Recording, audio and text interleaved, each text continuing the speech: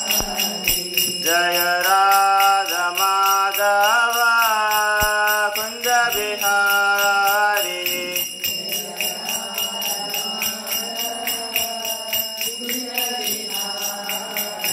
जय गोपी जन वल्लभ गिरिवरधारी,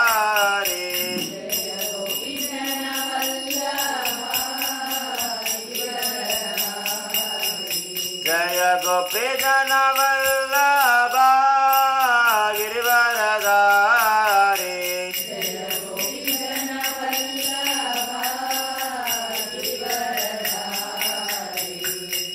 यशोदानंदन ब्रज जन रंजना,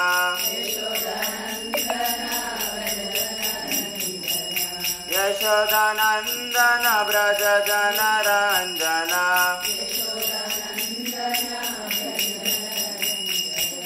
यमुना तीरा वनचारी,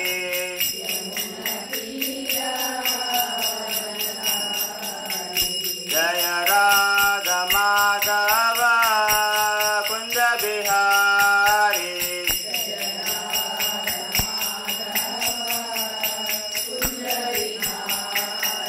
हरे कृष्णा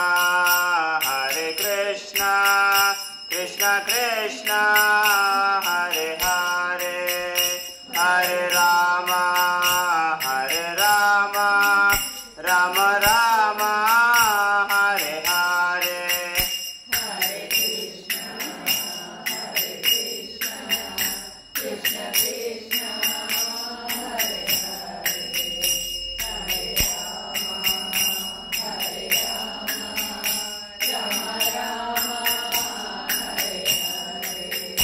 हरे कृष्णा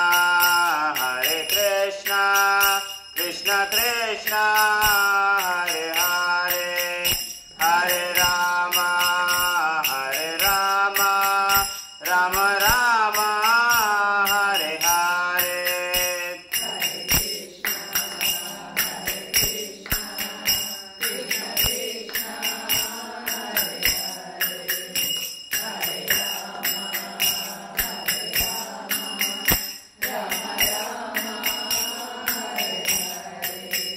हरे कृष्णा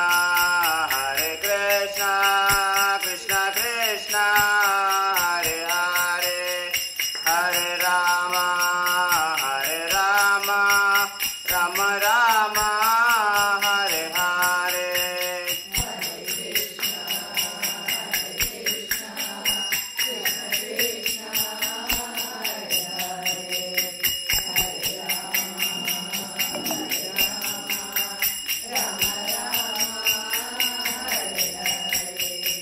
जय राधा वृंदावन चंद्र राधा वृंदावन चंद्र राधे, राधा वृंदावन चंद्र राधा वृंदावन चंद्र राधे, जय जगन्नाथ जय बलदेवा सुभद्रमाय जय सुदर्शना,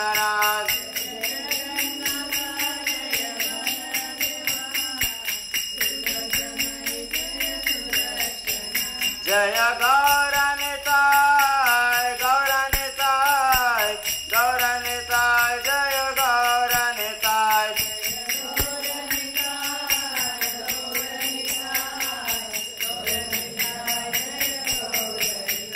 जय जय प्रभुपाद प्रभुपाद प्रभुपाद, जय जय प्रभुपाद,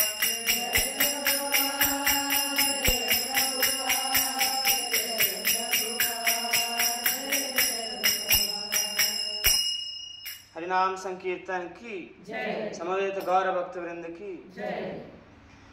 ओम अज्ञानतिमिरान्धस्य ज्ञानाञ्जनशलाकया चक्षुरुन्मीलितं येन तस्मै श्रीगुरवे नमः। नमो विष्णुपादाय कृष्णप्रेष्ठाय भूतले श्रीमते भक्तिवेदान्त स्वामिन्निति नामिने। नमस्ते सारस्वते देवी गौरवाणी प्रचारिणे निर्विशेष शून्यवादी पाश्चात्य देशतारिणे जय श्री कृष्ण चैतन्य प्रभु नित्यानंद श्री अद्वैत गदाधर श्रीवासादि गौर भक्त वृंद हरे कृष्णा कृष्णा कृष्णा हरे हरे हरे राम राम राम हरे हरे నాతో రిపీట్ చేయండి అందరూ. ఓం నమో భగవతే వాసుదేవాయ. ఓం నమో భగవతే వాసుదేవాయ. ఓం నమో భగవతే వాసుదేవాయ. ఓం నమో భగవతే వాసుదేవాయ. ఓం నమో భగవతే వాసుదేవాయ. ఓం నమో భగవతే వాసుదేవాయ. హరే కృష్ణ.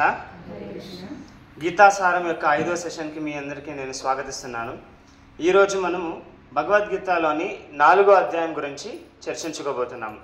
మనకందరికీ గుర్తుంటుంది, లాస్ట్ అధ్యాయం అంటే 3వ అధ్యాయంలో మనము 4 అంశాల గురించి చర్చించుకున్నాం భగవద్గీతలో.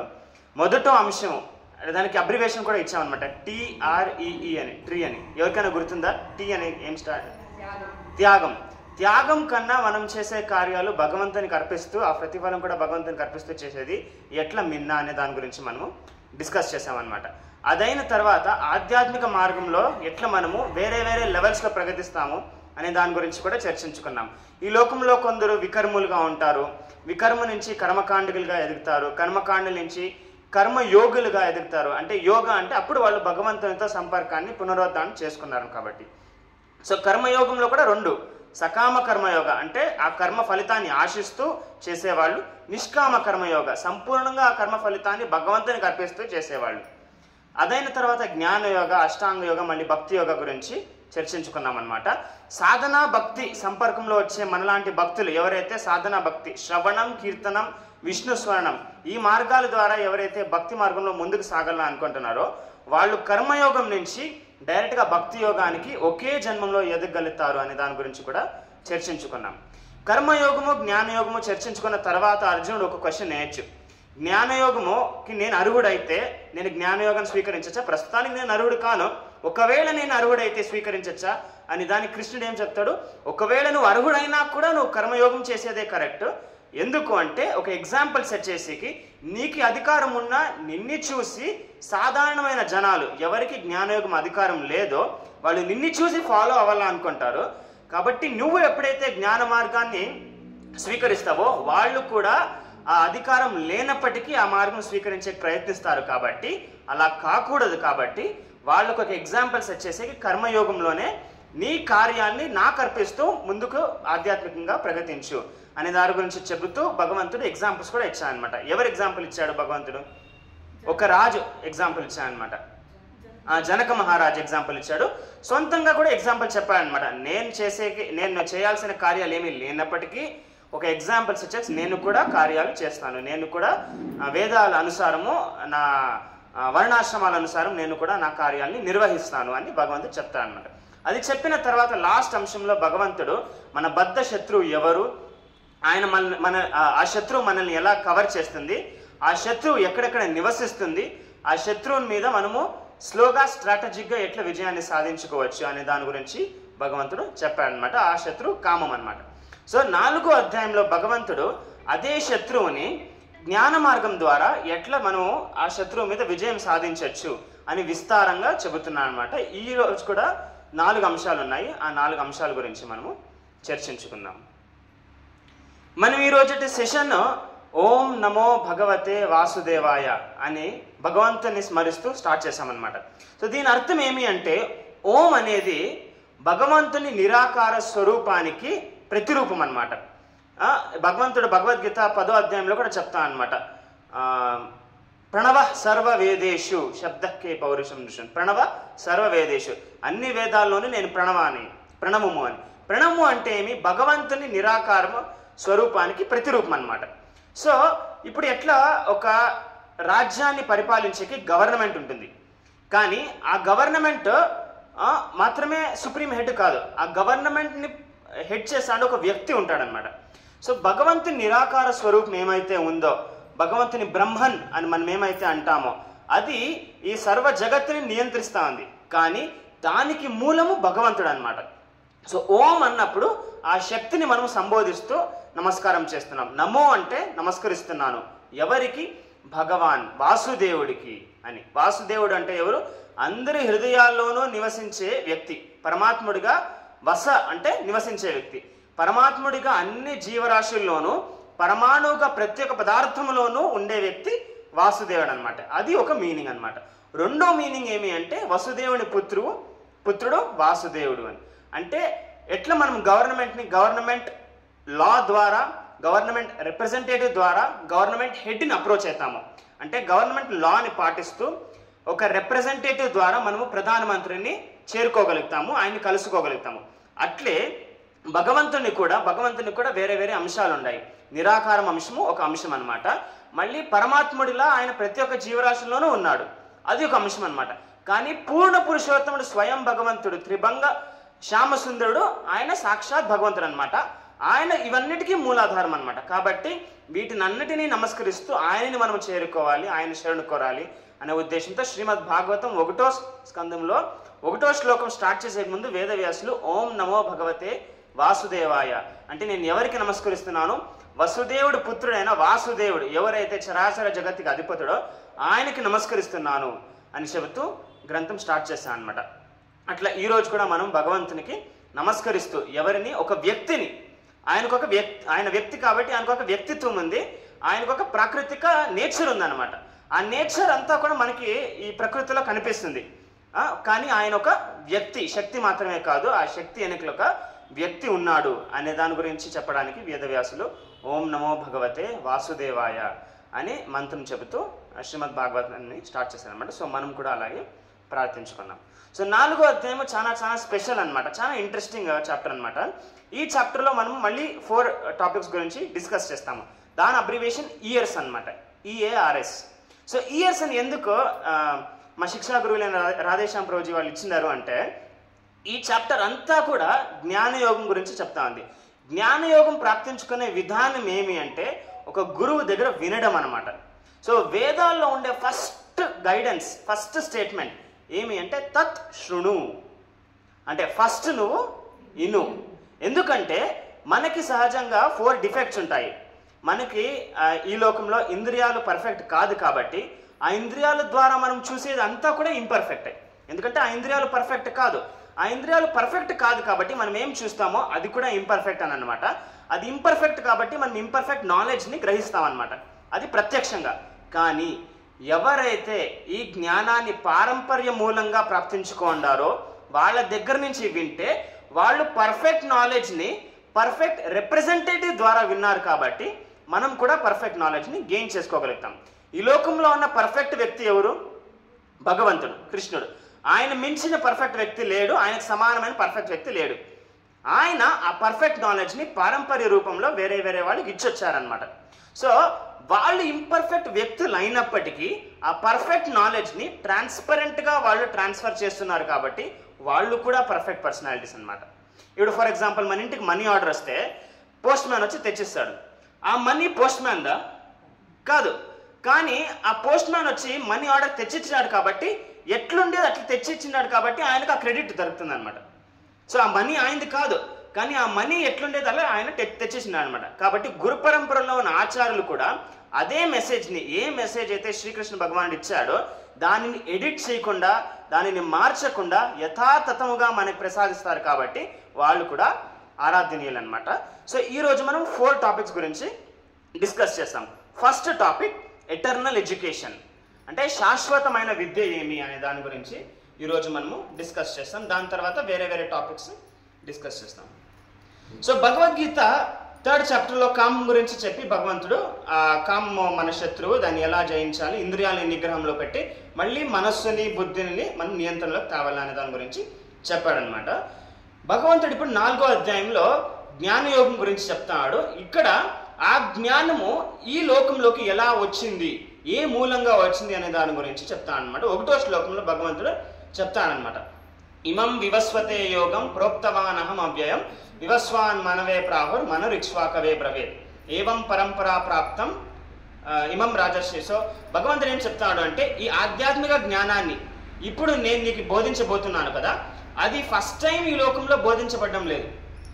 ఈ లోకంలో ఈ ఆధ్యాత్మిక జ్ఞానాన్ని నేను స్వయంగా సూర్యగ్రహానికి అధిపతి అయిన వివస్వానికి నేనే బోధించాను. ఎన్నేళ్ల క్రితము అది క్యాల్కులేట్ చేస్తే మన మన్వంతరానుసారం అది 12 కోట్ల ఏళ్ల క్రితం శ్రీకృష్ణ భగవానుడు ఇదే భగవద్గీత యొక్క రహస్యాన్ని వివస్వాన్ అంటే కశ్యపుని పుత్రుడైన సూర్యగ్రహానికి అధిపతి అయిన రాజు అంటే వివస్వానికి బోధించాను అని శ్రీకృష్ణ భగవానుడు చెప్తారనమాట. అది మాత్రమే కాకుండా వివస్వాన్ ఏం చేశాడు, అదే జ్ఞానాన్ని మళ్ళీ ఎడిట్ చేయకుండా ట్రాన్స్పరెంట్గా తన కొడుకు అయిన వైవస్వత మనువుకి బోధించాడనమాట.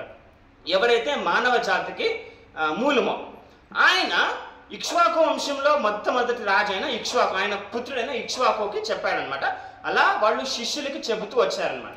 ఇది ఒక పరంపర అనమాట, రాజర్షి పరంపర అనమాట. అంటే ఏ జ్ఞానం అయితే వివస్వాన్ భగవంతుడి దగ్గర నుంచి ప్రార్థించుకున్నాడో అదే జ్ఞానము ఆయన వాళ్ళ కొడుకు అయిన వివస్వాన్ మను వైవస్వత మను అంటే శ్రాద్ధ దేవునికి ఇచ్చి ఆయన వాళ్ళ కొడుకు ఇక్ష్వాకుకి ఇచ్చి అలాగే ఇస్తూ వచ్చారనమాట. ఆ జ్ఞానం ద్వారా వాళ్ళు ప్రజల్ని ఆధ్యాత్మిక మార్గంలో ముందుకు ప్రోత్సహించడానికి వాళ్ళు వాడుకున్నారనమాట. ఇది ఒక రాజర్షి పరంపర. ఎందుకంటే ఈ పరంపరలో వస్తున్న ప్రతి ఒక్కరు కూడా రాజర్షులు అనమాట. వాళ్ళు రాజులు, ఋషులు కూడా. ఎందుకు వాళ్ళు రాజులు అంటే వాళ్ళ క్షేత్రాన్ని వాళ్ళు పరిపాలిస్తూ ఉంటారు కాబట్టి. ఎందుకు వాళ్ళు ఋషులు అంటే వాళ్ళ పరిపాలనలో ప్రామినెంట్ ఆస్పెక్ట్ ఏముందా, ఆధ్యాత్మిక మార్గంలో ప్రజలందరూ ఎలా ప్రగతించాలా అనేది ప్రామినెంట్గా ఉంది కాబట్టి వాళ్ళు తత్వం గ్రహించిన వ్యక్తులు కాబట్టి వాళ్ళని రాజర్షులు అని సంబోధిస్తూ ఉంటారు అనమాట. సో ఈ జ్ఞానము పారంపర్య మూలంగా సాక్షాత్ భగవంతుని నుంచినే వస్తుంది కాబట్టి ఈ జ్ఞానంలో ఎటువంటి డిఫెక్టు లేదు. ఫర్ ఎగ్జాంపుల్, ఆవు పేడని మనము చాలా శుద్ధిగా భావిస్తాము. అది మన పర్యావరణాన్ని శుద్ధి చేయడానికి, ఆయుర్వేదిక్ మెడిసిన్స్ వాడడానికి అని వాడతాం అనమాట. కానీ 1800 టైంలో 1800s టైంలో ఆంగ్లేయులు దీన్ని చూసి నవ్వుతాండ్రి. అరే వీళ్ళకి క్లెన్లీనెస్ అనేది తెలీదు, ఒక ప్రాణి యొక్క మలమూత్రాన్ని వీళ్ళు మెడిసిన్గా వాడుతాండ్రు, ఎంత మూర్ఖులు అని చెప్తాను అనమాట. కానీ ఈరోజు ఒక డజన్ కంపెనీస్ పేటెంట్ ఫైల్ చేసింది ఏమిటి మీద, ఆవు పేడ మీద, గోమూత్రం మీద మెడిసిన్స్ తయారు చేయడం అనేది. అంటే ఎవరైతే మనం చూసి నవ్వారో వాళ్ళు అదే పదార్థాన్ని ఈరోజు బిజినెస్గా వాడుకుంటున్నారు అనమాట. అంటే దాని అర్థం ఏమి అంటే వేదాల్లో చెప్పిండేది మనకు అర్థమైనా అర్థం కాకుండా ఉన్న కొన్ని తత్వాలు అది శాశ్వతంగానే ఉంటాయన్నమాట. ఫర్ ఎగ్జాంపుల్, వేరే జీవరాశి యొక్క మలాన్ని మూత్రాన్ని ముట్టినా కూడా మనం స్నానం చేస్తాం, కానీ ఆవుది మాత్రము అట్లా చేయనమాట. ఫర్ ఎగ్జాంపుల్, కోవిడ్ టైంలో ఒక మెడిసిన్ వాడుతూ ఉంటే ఆ మెడిసిన్ మీద, అది ఇంగ్లీష్ మెడిసిన్ అనమాట, దాని వెనుకలు రాసింది అనమాట బోస్ ఇండికస్ డెరివేటివ్ అని. బోస్ ఇండికస్ అంటే ఏమి, సైంటిఫిక్ పేరు ఆవుకి. డెరివేటివ్ అంటే ఏమి, ఆవు నుంచి వచ్చిన పదార్థం అని. అంటే వాళ్ళు డైరెక్ట్గా గోమూత్రము గోమేధము అని రాసిండే, దాన్ని తిప్పి వాళ్ళు రాసిండారనమాట. ఎందుకంటే అది గోమూత్రము గోమూత్రం అని తెలిస్తే అది వాళ్ళ బిజినెస్ పోతుంది కదా. ఎందుకంటే మనం కొన్ని ఏళ్ళ నుంచి, కొన్ని వేల సంవత్సరాల నుంచి వాడుతా ఉన్నాము. ఫర్ ఎగ్జాంపుల్, ఇంకొక ఎగ్జాంపుల్ చెప్పచ్చు ఏమి అంటే 1800s వరకు వరల్డ్ మొత్తానికి చెట్లలో జీవరాశులే అని కూడా తెలియదు అనమాట. జగదీష్ చంద్ర బోస్ అనే సైంటిస్ట్, బెంగాలీ ఆయన వేదాలు చదివి వేదాల నుంచి చెట్లు కూడా జీవరాశులే, జలజానవ లక్షాని స్థావరాణి 1,20,000, పద్మపురాణంలో చెట్లు జీవరాశులు మాత్రమే అని కాకుండా చెట్లలో ఎన్ని స్పీషీస్ ఉన్నాయని కూడా మెన్షన్ చేసింది అనమాట. సో ఏ జ్ఞానం అయితే మన ఋషులకి మునులకి కొన్ని వేల సంవత్సరాల క్రితం తెలుసో అది ఆధునిక వైజ్ఞానికులు ఇప్పుడిప్పుడు తెలుస్తుంది అనమాట. భారద్వాజ వైమానిక శాస్త్రమే కానీ, ఇట్లా చరక సంహిత కానీ, సుశ్రుత సంహిత కానీ, ఈ గ్రంథాలంతా వేదాల మీద ఆధారపడ్డాయి కాబట్టి దీంట్లో ఇంపర్ఫెక్షన్ అనేది లేదనమాట. ఎందుకు అంటే ఇది సాధారణ మానవుని మేధస్సు నుంచి ఉద్భవించిందే గ్రంథాలు కాదు, ఇది సాక్షాత్ భగవంతుని నుంచి వచ్చింది కాబట్టి, ఆయన పర్ఫెక్ట్ పర్సన్ కాబట్టి, పర్ఫెక్ట్ పర్సన్ నుంచి వచ్చే నాలెడ్జ్ పర్ఫెక్ట్ నాలెడ్జ్ అవుతుంది కాబట్టి, ఆ నాలెడ్జ్ మీద ఆధారంగా డిజైన్ చేసినది ఏమైనా కూడా పర్ఫెక్ట్గా ఉంటుందన్నమాట. ఇది మనకి ఇప్పుడిప్పుడు అర్థమవుతుంది. మనం ఇంట్లో చేసే కొన్ని క్లెన్లీనెస్ స్టాండర్డ్సే కానీ, మనం ఇంట్లో పాటించే కొన్ని పద్ధతులే కానీ, ఇవంతా కూడా పారంపర్యంగా వచ్చిండేది. దీనికి మీనింగ్ ఉంటుంది, ఎందుకంటే ఆ వేదాల్లో మెన్షన్ చేయబడినాయి. నేను సూపర్స్టిషియస్గా లేనే లేదు అని అనడంలే, అక్కడక్కడ కొన్ని వచ్చిందాయి, కానీ majority of these are mention in the Vedas and దానికి సైంటిఫిక్ ఎవిడెన్స్ ఉందన్నమాట. అంటే వేదాల్లో ఉండే జ్ఞానము ఆధ్యాత్మిక ప్రగతికి మాత్రమే కాదు, భౌతిక ప్రగతికి కూడా ప్రోత్సహించేటటువంటి అమూల్యమైన జ్ఞానం ఉంది. దాంట్లో ఇంపర్ఫెక్షన్స్ అనేదే లేదు. ఫర్ ఎగ్జాంపుల్, ఇంకొక ఎగ్జాంపుల్ చెప్తాను. ఒక ఆయుర్వేదిక్ డాక్టర్ చెప్తాండ, ఒక్క రోగానికి ఆయుర్వేదిక్ మెడిసిన్ తీసుకుంటే దాంతోపాటు 2-3 రోగాలు క్యూర్ అయిపోతుంది అనమాట. కానీ ఒక రోగానికి అలోపతి మెడిసిన్ తీసుకుంటే దానికి ఫ్రీ ఇంకో 2 రోగాలు వస్తాయని, సో సైడ్ ఎఫెక్ట్స్ అట్లా అనమాట. సో ఈ నాలెడ్జ్ పర్ఫెక్ట్ నాలెడ్జ్ అనమాట. ఇంకొక ఇంట్రెస్టింగ్ పాయింట్ చెప్తాను. శ్రీమద్ భాగవతం 3వ స్కందంలో కపిల స్తుతి అనేది వస్తుంది. అక్కడ ఆయన గర్భంలో ఉండే శిశువు మొదటో రాత్రి నుంచి 9వ నెల వరకు ఎలా పెద్దగా అవుతుంది, ఎలా పెరుగుతుంది అనే దాని గురించి కూడా చెప్పాడనమాట. అక్కడ ఆగలే ఆయన. ఆ శిశువు యొక్క మానసిక స్థితి ఎలా ఉంటుంది, ఏ ప్రార్థనలు చేస్తూ ఉంటాడు, పాపకర్మాలను గుర్తిస్తూ అది మళ్ళీ చేయకుండా ఉండడానికి భగవంతుని ఆశ్రయిస్తాడు అని చాలా సైంటిఫిక్గా వర్ణించింది అనమాట. దానిని మోడర్న్ అనాటమీ టెక్స్ట్ చూసి కంపేర్ చేస్తే, మోడర్న్ అనాటమీ టెక్స్ట్ లేని ఇన్ఫర్మేషన్ ఈ గ్రంథంలో ఉంది శ్రీమద్ భాగవతంలో. శ్రీమద్ భాగవతం 5వ స్కందంలో భౌగోళ వర్ణనం సమస్తంగా చాలా అద్భుతంగా వర్ణించినారనమాట. గ్రహాలు, నక్షత్రాలు అవంతా. అరుంధతి, వశిష్ఠ నక్షత్రాలు అనేది 2 నక్షత్రాలని 19th సెంచరీ వరకు సైంటిస్ట్కి తెలియదు. అవి 2 ఒకే నక్షత్రం అని అనుకుంటారు వాళ్ళు. కానీ ఈ 2 నక్షత్రాలు అని కొన్ని వేల ఏళ్ల క్రితము ఇది శాస్త్రాల్లో వర్ణించింది అనమాట. బేసిక్గా నేను ఏం చెప్పదలుచుకుంటున్నాను అంటే, వైదిక పరంపరలో వస్తా ఉండే సత్యాలన్నీ కూడా ఎవిడెన్స్ బేస్డ్. ఎందుకంటే అది పర్ఫెక్ట్ పర్సన్ భగవంతుని నుంచి వస్తా ఉంది కాబట్టి అందులో డిఫెక్ట్స్ అనేదే లేదు అని చెప్తున్నాను అనమాట. సో అట్లే ఆధ్యాత్మిక రహస్యం కూడా 4 పరంపరల మూలంగా ఈ లోకానికి వచ్చిందనమాట. అవి ఈ 4 పరంపరలు అనమాట. లక్ష్మీ పరంపర, మధ్వ పరంపర లేదా బ్రహ్మ సంప్రదాయము, రుద్ర సంప్రదాయము, కుమార సంప్రదాయం అనమాట. సింపుల్ ఎగ్జాంపుల్ చెప్తాను. ఇప్పుడు ఎవరైనా ఇంజనీరింగ్ చదవాలా అంటే వాళ్ళు బేసిక్గా ఏం చేయాలా? కేసెట్ రాయాలా. కేసెట్ ఎందుకు రాయాలా? ఎక్కడ సీట్ కోసం? ಯಾವ కాలేజ్ సీట్ కోసం? ఇంజనీరింగ్ కాలేజ్లో వాళ్ళు ఏం చేయాలా? ఇంజనీరింగ్ చదవాలా. ఎవరి కింద? ప్రొఫెసర్స్ కింద. దేని ఆధారం మీద? ఇంజనీరింగ్ బుక్స్ ఆధారం మీద, ఏదైతే సొసైటీ రికగ్నైజ్ చేసిందో. అట్లే మనం భౌతిక ఎడ్యుకేషన్ ప్రాప్తించుకోవాలి అంటే ఒక అఫిలియేటెడ్ ఇన్స్టిట్యూట్ దగ్గరికి పోయి ఒక రెప్యూటెడ్ ప్రొఫెసర్ కింద ఒక స్టాండర్డ్ బుక్ని రెఫర్ చేసి మనము ఇంజనీరింగ్ చేస్తాం, ఆ జ్ఞానం సంపాదిస్తాం. అట్లే మనం భగవంతుని గురించి, భగవంతునికి సంబంధించిన జ్ఞానం ప్రాప్తించుకోవాలి అంటే మనం ఎక్కడికి పోవాలా? దానికి ఇన్స్టిట్యూట్స్ ఉన్నాయన్నమాట. మనం ఎవరి దగ్గర అయితే వాళ్ళ దగ్గర ఇంజనీరింగ్ చదవం. అవెన్యూ రోడ్లో సెకండ్ హ్యాండ్ బుక్ తీసుకొని నేను చదువుతాను అనుకునే కాయలేదు. సో మనం ఇన్స్టిట్యూట్ దగ్గరికి పోతాము, అక్కడ రెప్యూటెడ్ ప్రొఫెసర్స్ కింద చదువుతాము. అట్లే ఆధ్యాత్మిక జ్ఞానం కూడా ప్రాప్తించుకోవాలి అంటే దానికి 4 సంప్రదాయాలు ఉన్నాయన్నమాట. ఆ 4 సంప్రదాయాల్లో ఉండే ప్రథమ గురువులు సాక్షాత్ భగవంతుడి నుంచినే ఈ జ్ఞానం ప్రాప్తించుకుంటారు కాబట్టి వాళ్ళు కూడా పర్ఫెక్ట్ నాలెడ్జ్ని ట్రాన్స్ఫర్ చేస్తూ వచ్చారనమాట. ఉదాహరణకి శ్రీ సంప్రదాయంలో మూల గురువు లక్ష్మీదేవి. తిరుపతి, శ్రీరంగం ఇలాంటి దేవస్థానాల్లో ఉండే అర్చకులు, వైష్ణవులు అందరూ కూడా ఈ సంప్రదాయానికి చెందిన వాళ్ళు అనమాట. వాళ్ళు ఎర్రనామము, ఊర్ధ్వ పుండ్రం పెట్టుకుంటారనమాట. సో వాళ్ళు గురువులు, ప్రథమ గురువులు ఎవరు? లక్ష్మీదేవి. కానీ ఆ సిద్ధాంతాన్ని కలియుగంలో సిస్టమాటిక్ చేసి ప్రచారం చేసినది ఎవరు? శ్రీపాద రామానుజాచార్యులు అనమాట. సో ఎవరైనా భగవంతుని గురించి తెలుసుకోవాలా అంటే ఆ సంప్రదాయం దగ్గర ప్రామాణిక వర్తమాన ఆచార్యుల దగ్గరికి వెళ్ళి వాళ్ళు నేర్చుకోవచ్చు. లేదా మధ్వ సంప్రదాయం అంటే ఈ సంప్రదాయంలో ప్రథమ గురువులు ఎవరు? బ్రహ్మదేవుడు. బ్రహ్మదేవుడు శ్రీకృష్ణుని దగ్గర నుంచి నేర్చుకున్న విద్యని తన శిష్యుడైన నారదములకు చెప్పి, నారదములు వ్యాసదేవులకు చెప్పి, వ్యాసదేవులు మధ్వాచార్యులకు చెప్పి అట్లా వాళ్ళ పరంపరలో వస్తానన్నమాట. సో ఇది 2వ సంప్రదాయం అనమాట. 3వ సంప్రదాయం రుద్ర సంప్రదాయం.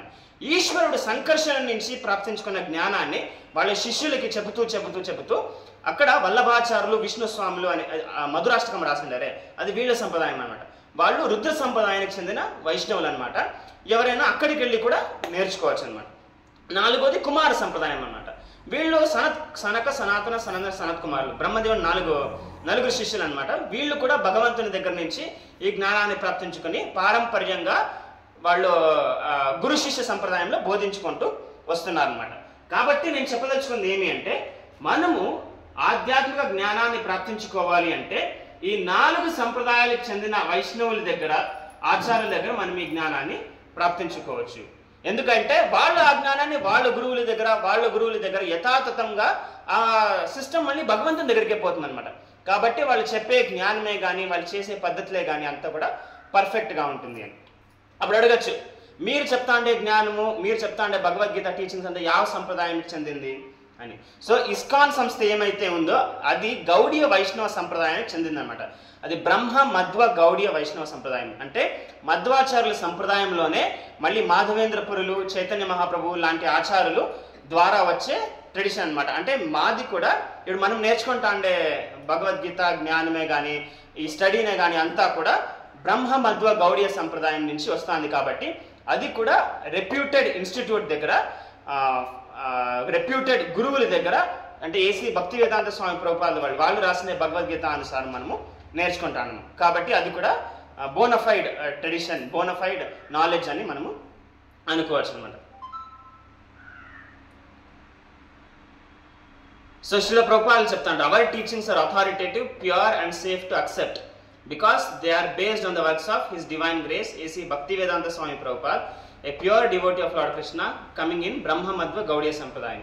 అంటే మనం జనరల్గా ఏం రెఫర్ చేస్తాం, ఇన్స్టిట్యూషన్ ఏమి, బుక్స్ ఏమి, ప్రొఫెసర్స్ ఏమి. ఇన్స్టిట్యూషన్ ఏమి బ్రహ్మ మధ్వ గౌడియ సంప్రదాయము, బుక్స్ యావి భగవద్గీత, శ్రీమద్ భాగవతం, వేదవ్యాసులు రచించిన గ్రంథాలు.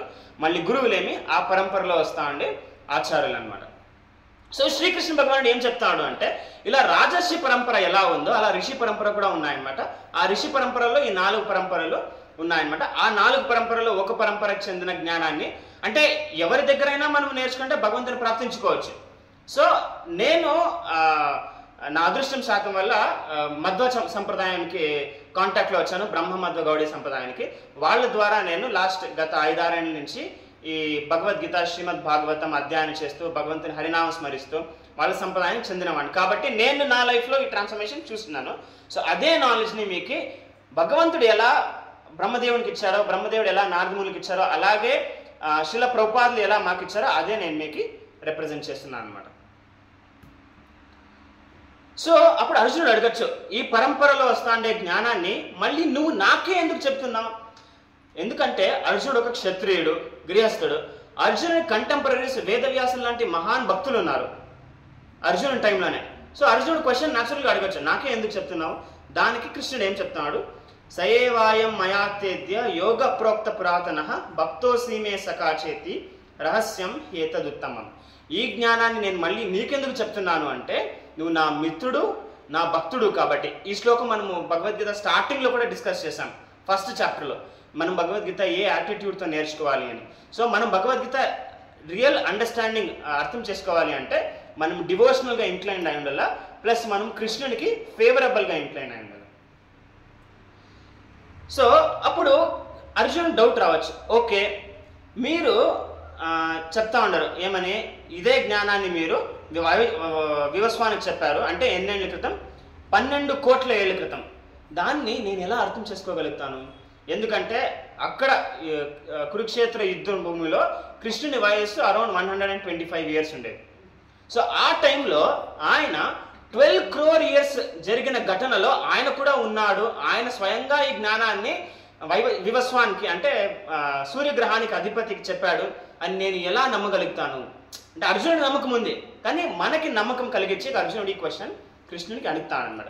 ఇక్కడ ఇంకో క్వశ్చన్ రావచ్చు, సూర్యగ్రహానికి అధిపతి ఏమి అంటే, ఇప్పుడు భూగ్రహంలో ప్రాణం ఉంది, భూగ్రహంలో జీవరాశులు ఉండారు. సూర్యగ్రహంలో ప్రాణం ఉందా? చంద్రగ్రహంలో ప్రాణం ఉందా? వేదాలు ఏమంటుంది అంటే జీవ సర్వగత అంటుంది. అంటే జీవుడు అన్ని తావులా నివసించేకి కెపాసిటీ ఉందన్నమాట. ఇప్పుడు మధ్వాచార్యులు చాలా ఇంట్రెస్టింగ్ ఎగ్జాంపుల్ చెప్తారు. మధ్వాచార్యులు ఏం చెప్తారు అంటే, మనము ఈ శరీరంలో పంచభూతాలు ఈ కాంబినేషన్లో చేయబడిన శరీరంలో ఎందుకు బ్రతకగలుగుతున్నాము? మనం ఎవరు? ఫస్ట్ ఆఫ్ ఆల్ ఆత్మ. ఈ ఆత్మ ఇలాంటి శరీరంలో ఎందుకు బ్రతకగలుగుతుంది? ఎందుకంటే ఈ శరీరము భూగ్రహానికి కంపాటబుల్గా ఉంది కాబట్టి.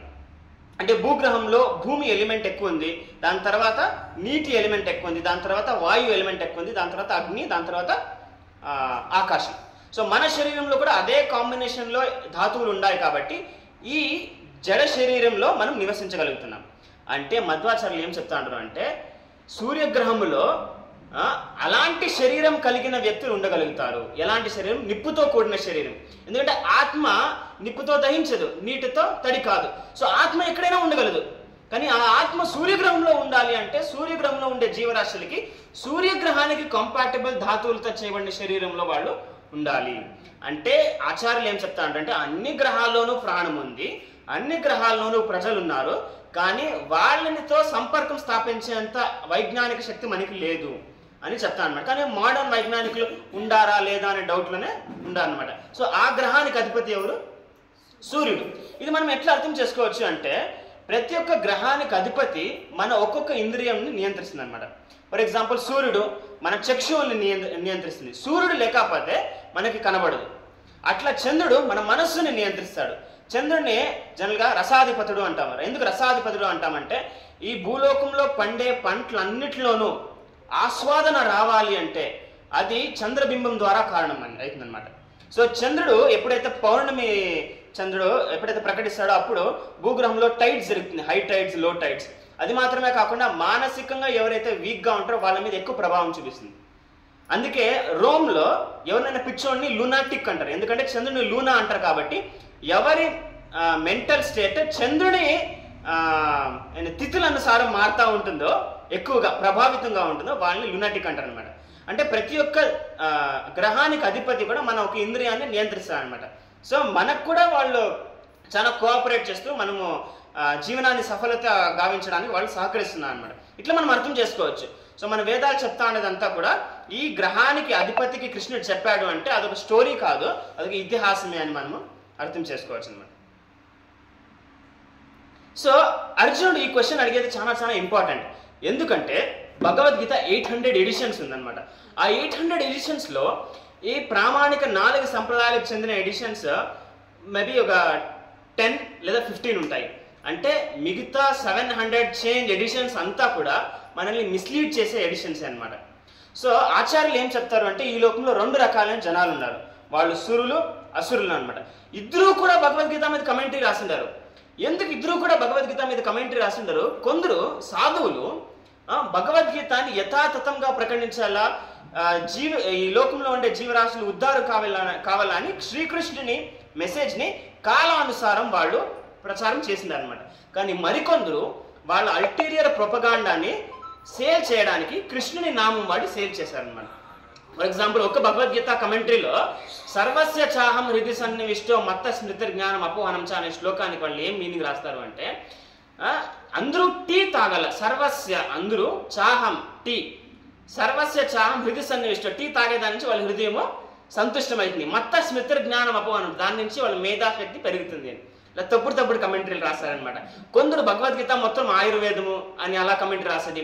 కొందరు శ్రీకృష్ణుని కాదు శరణు కోరాల్సిందే, శ్రీకృష్ణుడిలోని ఆత్మ అంటే ఆయనే అంతర్యామి, అన్నిటిలోనూ అన్ని జీవరాశుల్లోనూ ఆయనే అంతర్యామి, ఆయనకు ఆత్మ ఏమి. సో ఇలా తప్పుడు కమెంటరీ ఇచ్చేవాళ్ళు ఉన్నారు. కాబట్టి ఒక ప్రామాణికమైన సంప్రదాయంలో వస్తా ఉండే కమెంటరీనే చదవాలి. సో భగవంతునికి చెప్తాను అనమాట, నువ్వు ఈ జ్ఞానాన్ని పూర్వకాలంలో ప్రచారం చేసిండావు, మళ్ళీ ప్రచారం చేస్తున్నావు అని మేము ఎలా అర్థం చేసుకోగలుగుతాము అని అర్జునుడు శ్రీకృష్ణ భగవాన్ని సంబోధిస్తూ అడుగుతాడనమాట. అప్పుడు శ్రీకృష్ణ భగవానుడు ఆయన యొక్క లీలల, మళ్ళీ ఆయన యొక్క నేచర్, ఆయన యొక్క జన్మ కర్మల వైభవాన్ని ఆయన చెప్తాడనమాట. ఆ ట్రూ నేచర్ ఏముందో దాని గురించి చెప్తాడనమాట. సో ఆయన చెప్తాడనమాట, బహూని మే వ్యతీతాని జన్మాని తవ చార్జున తాన్యహం వేద సర్వాణి నత్వం వెత్త పరంతప. సో భగవంతుడు ఏం చెప్తాడు అంటే నేను నువ్వు చాలా జన్మాలు ఎత్తాము ఈ లోకంలో, నాకు అన్ని జన్మాల యొక్క జ్ఞాత ఉంది కానీ నీకు లేదు. ఎందుకు? నేను భగవంతుడు కాబట్టి, నువ్వు జీవరాశుడు కాబట్టి. ఇది జరిగిందే. ఎందుకంటే పూర్వకాలంలో శ్రీకృష్ణ భగవానుడు అర్జునుడు నరనారాయణులుగా ప్రకటించారు. కృష్ణుడు చాలా అవతారాలు ఎత్తాడనమాట. అదంతా ఆయనకు జ్ఞానం ఉంది, ఎందుకంటే ఆయన సాక్షాత్ భగవంతుడు పూర్ణ పురుషోత్తముడు. కానీ అర్జునుడికి అది తెలియదు అనమాట. ఎందుకు? అర్జునుడు జీవరాశుడు కాబట్టి అది తెలియదు. నేను భగవంతుడు కాబట్టి నాకు తెలుసు. ఇప్పుడు ఫర్ ఎగ్జాంపుల్, నేను పండరిపురం పోయింటి 4 దినాల్లో ప్రతి పూట నేనేం తిన్నాను అని నన్ను అడిగితే నాకు గుర్తుండలేదు. అంటే ఇదే జన్మంలో 4 దినాలు వెనక జరిగిందని నాకు గుర్తుండలేదు. కొన్ని మిలియన్స్ ఆఫ్ జన్మాల్లో నేనేం చేసినానని నాకు ఎలా గుర్తుంటుంది? ఇన్ కేస్ గుర్తుంటే నా సామాజిక జీవనం నార్మల్గా జరుగుతుందా? లేదు. సో కాబట్టి గుర్తు లేకుండా భగవంతుడు డిజైన్ చేశాడనమాట. కానీ భగవంతుని గుర్తుంది, ఎందుకంటే ఆయన సర్వ హృదయంలోనూ అంతర్యామిగా ఉన్నాడు. ఆయన సచ్చిదానంద శరీరంలో వస్తాడు. నేను పుట్టే ప్రతిసారి నా పంచభూతాలతో చేయబడిన శరీరం మారుతుంది. శరీరం మారుతుంది కాబట్టి నాకు ఆ మేధాశక్తే కానీ అవంతా ఉండదన్నమాట. కానీ భగవంతుడు ఎప్పుడు వచ్చినా కూడా ఆయన చిన్మయ శరీరంలోనే వస్తాడు. ఆయన శరీరం ఎప్పుడు పంచభూతాలతో చేయబడింది కాదు. ఆయన శరీరం ఎప్పుడు సచ్చిదానంద విగ్రహమే కాబట్టి ఆయనకు అలాంటి కండిషన్స్ ఉండవు అని భగవంతుడు చెప్తున్నాడు అనమాట.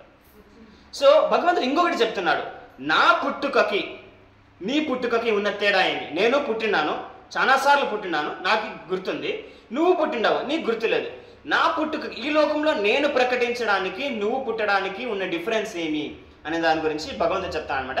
ఇది చాలా చాలా సిగ్నేచర్ శ్లోకం, భగవంతునికి జీవరాశికి ఉన్న తేడా ఏమి అని.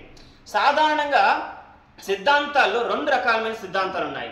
ఒక సిద్ధాంతం ఏం చెప్తుంది అంటే భగవంతుడు మనము ఒక్కటే, మనలో అంతరమే, మనలో డిఫరెన్సే లేదు, మనమందరూ ఒకటే అని ఒక సిద్ధాంతం చెప్తుంది అనమాట.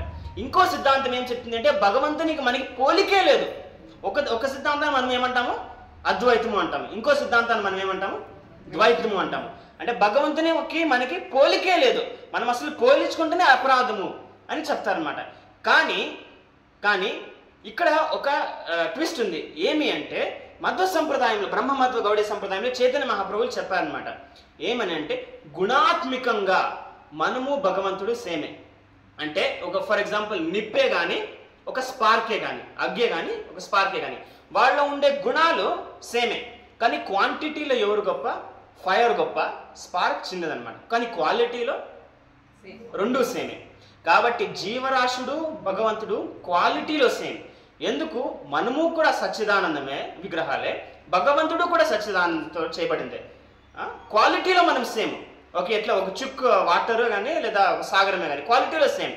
కానీ క్వాంటిటీలో ఆయన ఇన్ఫైనైట్, మనం ఇన్ఫైనైటెసిమల్. ఆయన అనంతుడు, మనము అణువు అనమాట. నిత్యో నిత్యానాం చేతనశ్చేతనానాం ఏకో బహూనాం యో విదదాతి కామాన్ అని కథ ఉపనిషత్తులో చెప్పబడింది అనమాట.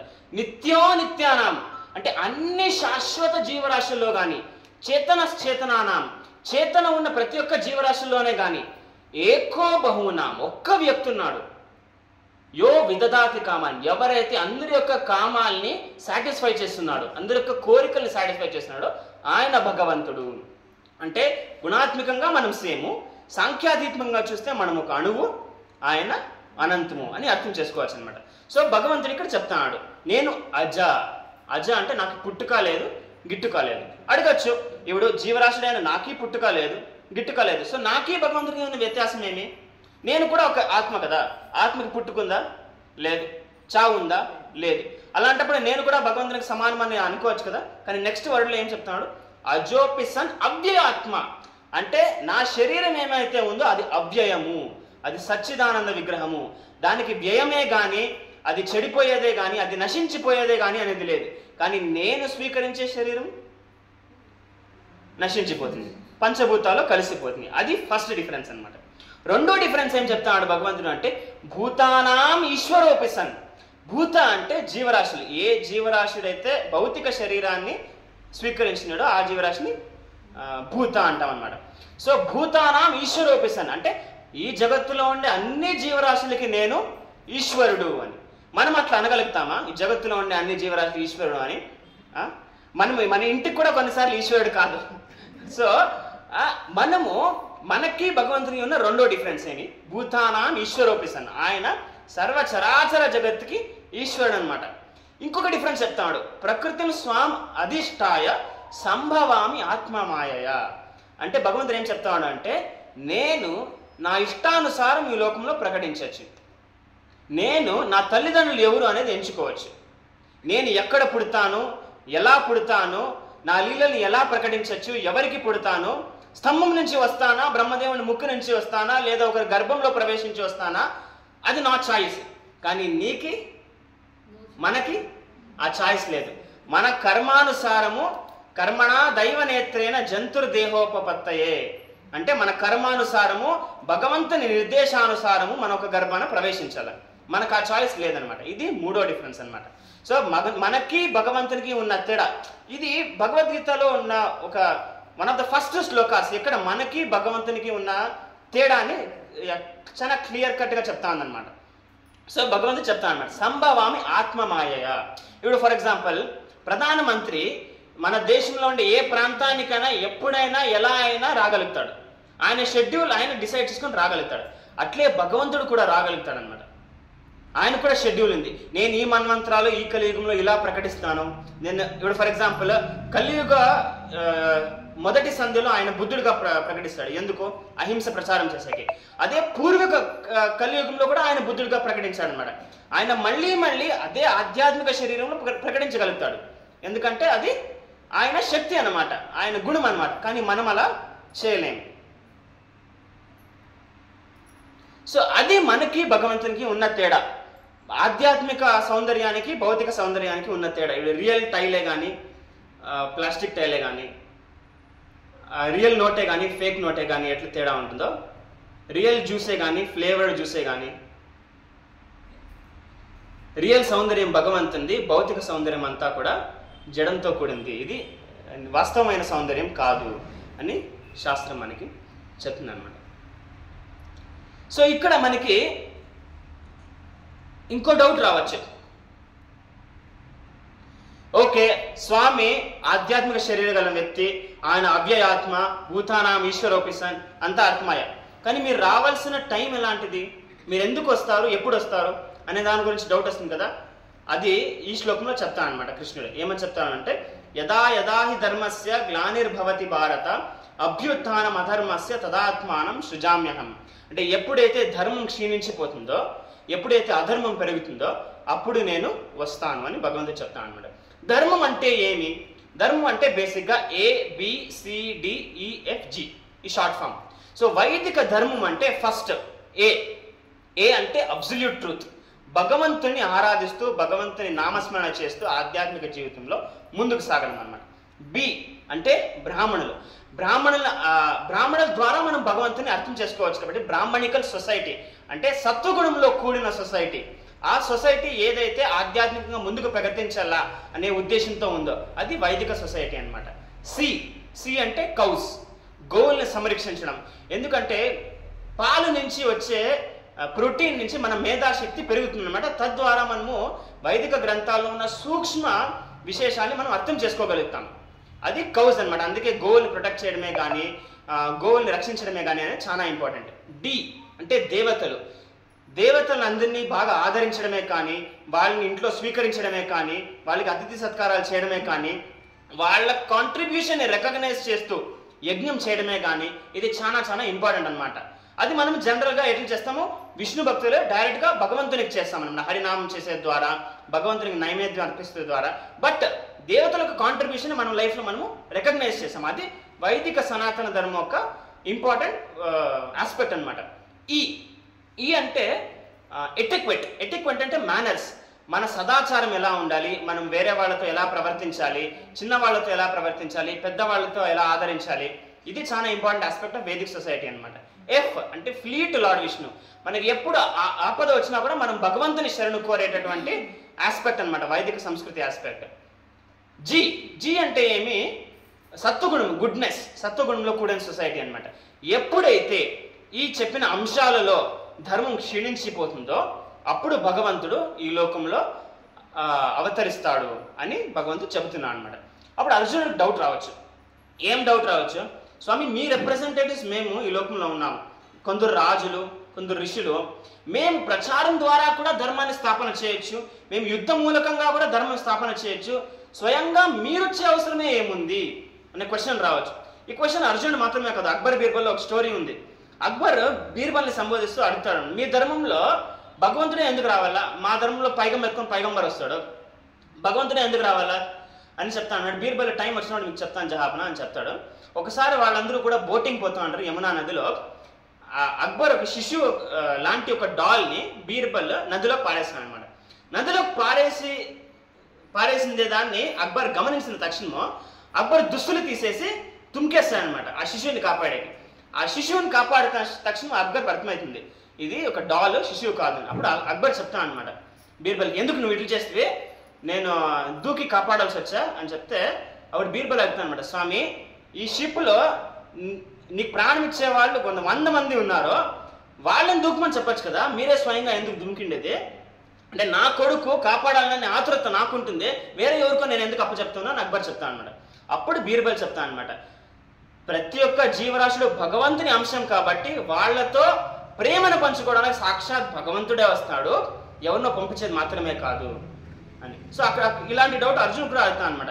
యాక్చువల్గా చెప్పాలంటే ఈ లోకంలో ధర్మ సంస్థాపన చేయడానికి దేవతలు కూడా చేయొచ్చు. ఇంద్రుడు లాంటి దేవతలు, బ్రహ్మదేవుడు లాంటి దేవతలు, ఋషులు, మునులు, రాజర్షులు వీళ్ళందరూ కూడా చేయొచ్చు. సో భగవంతుడే స్వయంగా రావాల్సిన అవసరం ఏముంది? దానికి నెక్స్ట్ శ్లోకంలో భగవంతుడు ఆన్సర్ చెప్తున్నాడు అనమాట. ఏమని అంటే, పరిత్రాణాయ సాధూనాం వినాశాయ చ దుష్కృతాం ధర్మ సంస్థాపనార్థాయ సంభవామి యుగే యుగే. అంటే బేసిక్గా కృష్ణుడు ఈ లోకానికి ఎందుకు వస్తాడు? ధర్మ సంస్థాపనానికి కాదు, భక్తులతో ప్రేమ పంచుకొని ఆయన లీలల ద్వారా భక్తులని వైకుంఠ లోకానికి ఆకర్షించుకోవడానికి ఆయన వస్తాడన్నమాట. ధర్మ సంస్థాపన ఆయన దాసులే కానీ, ఆయన దాసులే కానీ ఈ లోకంలో చేసేయచ్చు. కానీ ఆయన ప్రేమని ఆస్వాదిస్తూ, భక్తుల పట్ల ప్రేమని ఆస్వాదిస్తూ, వాళ్ళని ఆయన లీలల ద్వారా ఆకర్షిస్తూ వైకుంఠ లోకానికి తీసుకెళ్ళడానికి ఆయన స్వయంగా వస్తాడనమాట. అంటే భగవంతుడు బేసిక్గా ఎవరి కోసం వస్తాడము? నా కోసము, మీకోసము, మనల్ని భవబంధనం నుంచి విముక్తి చేయడానికి, ఆయన లీలల ద్వారా మనల్ని ఆకర్షించడానికి ఆయన ఈ లోకంలో వస్తాడనమాట. అంటే బేసిక్గా ఎట్లా అంటే, ఇప్పుడు ఎవరికైనా ఏమైనా ఇంట్లో సమస్య ఉంటే ఆ రాజ్యానికి రాజే కానీ, ప్రైమ్ మినిస్టరే కానీ ఆయన ఆఫీస్ ఇసిపెట్టేసి ఇమ్మీడియట్గా ఆ ప్రాబ్లం సాల్వ్ చేసి అక్కడ వచ్చి అడ్రస్ చేసేటటువంటి వ్యక్తి. అట్లా ఎవరికి ఒకరికి కాదు, ప్రతి ఒక్క జీవరాశికి అన్నమాట. సో భగవంతుని యొక్క ఔదార్యమైన భావము, భక్త వాత్సల్యము ఎంత అద్భుతంగా ఉందో మనం అందరూ గమనించవచ్చు అనమాట. ఆయన ధర్మ సంస్థాపనార్థము కానీ, రాక్షసుల్ని వధించడమే కానీ దానికోసం రావడం లేదు, అదంతా సెకండరీ, అదంతా ఒక ఎక్స్క్యూజ్. ఆయన మెయిన్ రీజన్ ఏమి? భక్తులతో రసాన్ని, ప్రేమని ఆస్వాదించడానికి ఆయన వస్తున్నాడు అనమాట. ఇప్పుడు మనం అర్థం చేసుకోవచ్చు, భగవంతుడు ఈ లోకానికి వస్తున్నాడు. అప్పుడు మనం అడగచ్చు, సరే మీరు ఈ లోకానికి మీ ప్రేమను ఆస్వాదిస్తూ, మా పట్ల ఉన్న మీ ప్రేమను ఆస్వాదిస్తూ మమ్మల్ని వైకుంఠ లోకానికి ఆకర్షించుకోవడానికి వస్తున్నారు. కానీ దాని నుంచి మీరు ఏం సాధించుకోగలుగుతున్నారు? మీ లీలని అర్థం చేసుకుంటే మాకేమొస్తుంది అనే క్వశ్చన్ రావచ్చు కదా. అప్పుడు భగవంతుడు చెప్తాను అనమాట, ఇది one of the very important shlokas of Bhagavad Gita, చాలా ఇంపార్టెంట్ శ్లోక. దీన్ని అందరూ రిపీట్ చేస్తాం. జన్మ కర్మ చ మే దివ్యం ఏవం యో వేత్తి తత్వతః త్యక్త్వా దేహం పునర్జన్మ నైతి మామేతి సోర్జున. అంటే భగవంతుడు ఇక్కడ ఏం చెప్తున్నాడు అంటే, ఎవరైతే నా కార్యకలాపాల్ని, నా జన్మ కర్మాల్ని యథాతథముగా అర్థం చేసుకుంటారో వాళ్ళు ఈ జడ శరీరాన్ని త్యజించిన తర్వాత మళ్ళీ ఇంకో శరీరం స్వీకరించనక్కర్లేదు అని భగవంతుడు చెప్తాను అనమాట. ఆయన కార్యకలాపాలు ఎలా ఉంటాయి అంటే, ఆయన కృష్ణుడిగా ప్రకటించినప్పుడు ఫస్ట్ వసుదేవుని మనస్సులో ప్రకటించి, వసుదేవుని మనస్సు నుంచి దేవకి మనస్సులోకి ప్రకటించి, దేవకి మనస్సులో నుంచి దేవకి గర్భంలోకి ప్రవేశించి, మళ్ళీ ఆయన చతుర్భుజాకారంలో అవతలకు వచ్చి ఎవరైతే ఆయనకి జన్మమిచ్చారో వారిని వత్స వసుదేవ అని సంబోధించేటటువంటి వ్యక్తి అనమాట ఆయన. అంటే ఏ బాలకుడు చతుర్భుజ రూపంలో ప్రకటించి నవ్వుతూ తల్లిదండ్రుని వత్స అని సంబోధించి వాళ్ళకి పూర్వజన్మ జ్ఞాతం చేస్తాడు. మీరు పూర్వజన్మంలో అదితి కశ్యపులుగా పుట్టారు, దానికి ముందు పృష్ణి సుతపులుగా పుట్టారు, అప్పుడు నేను పృష్ణి గర్భుడిగా పుట్టాను, మీరు అదితి కశ్యపులుగా పుట్టినప్పుడు నేను వామనుడిగా పుట్టాను, మీరు 3 సార్లు నాకు తల్లిదండ్రులు కావాలని కోరుకున్నారు కాబట్టి నేను ఇప్పుడు మళ్ళీ పుడుతున్నాను అని ఎవరైనా చెప్పగలుగుతారా? ఏ శిశువు చెప్పలేడు. మనం అందరూ కూడా ఏడుస్తూ రక్తం అంటించుకొని అంతా వస్తాం. కానీ భగవంతుడు నవ్వుతూ కండలాలను వేసుకుంటూ అద్భుతమైన పీతాంబర వస్త్రాన్ని ధరిస్తూ ఆయన శిశువుగా చతుర్భుజాకారంలో ప్రకటిస్తున్నాడు అనమాట. ఇది ఆయన లీలల యొక్క మహత్యం అనమాట. అది మాత్రమే కాదు, ఎంటైర్ మథురా నగరాన్ని నిద్రమయం చేసేసి వసుదేవుడు సంఖ్యల్లో అక్కడికక్కడ పడేసినటువంటిది చేసి ఆయనని గోకులానికి తరలించి అక్కడ ఆయన ఓపెన్ రాక్షసుల్ని సంహరించి పూతనాన్ని స్పర్శ చేసినందుకు పూతనకి భగవంతుడు ధాత్రి యొక్క స్థానాన్ని ఇస్తాడనమాట. పూతన భగవంతుని సంహరించేకి వస్తుంది, స్తనానికి కాలుకుట విషయము పూసుకొని వస్తుంది అనమాట. కానీ భగవంతునికి స్తనపానం చేయాలి అనే చిన్న కోరిక ఉన్నందుకు భగవంతుడు ఆమెను సంహరించి ఆధ్యాత్మిక జగత్తులో పూతనకి ధాత్రి యొక్క స్థానం ఇస్తాడనమాట. అంటే భగవంతునికి తల్లి లాంటి స్థానం. ఎవరు అంత దయామయుడిగా ఉంటారు? ఇది ఈ శ్లోకం విని శుకదేవ గోస్వామి కృష్ణుని మీద ఆసక్తి పెరుగుతుంది. శుకదేవ గోస్వామి యాక్చువల్లీ నిరాకారవాది అనమాట, వ్యాసదేవుని కొడుకు.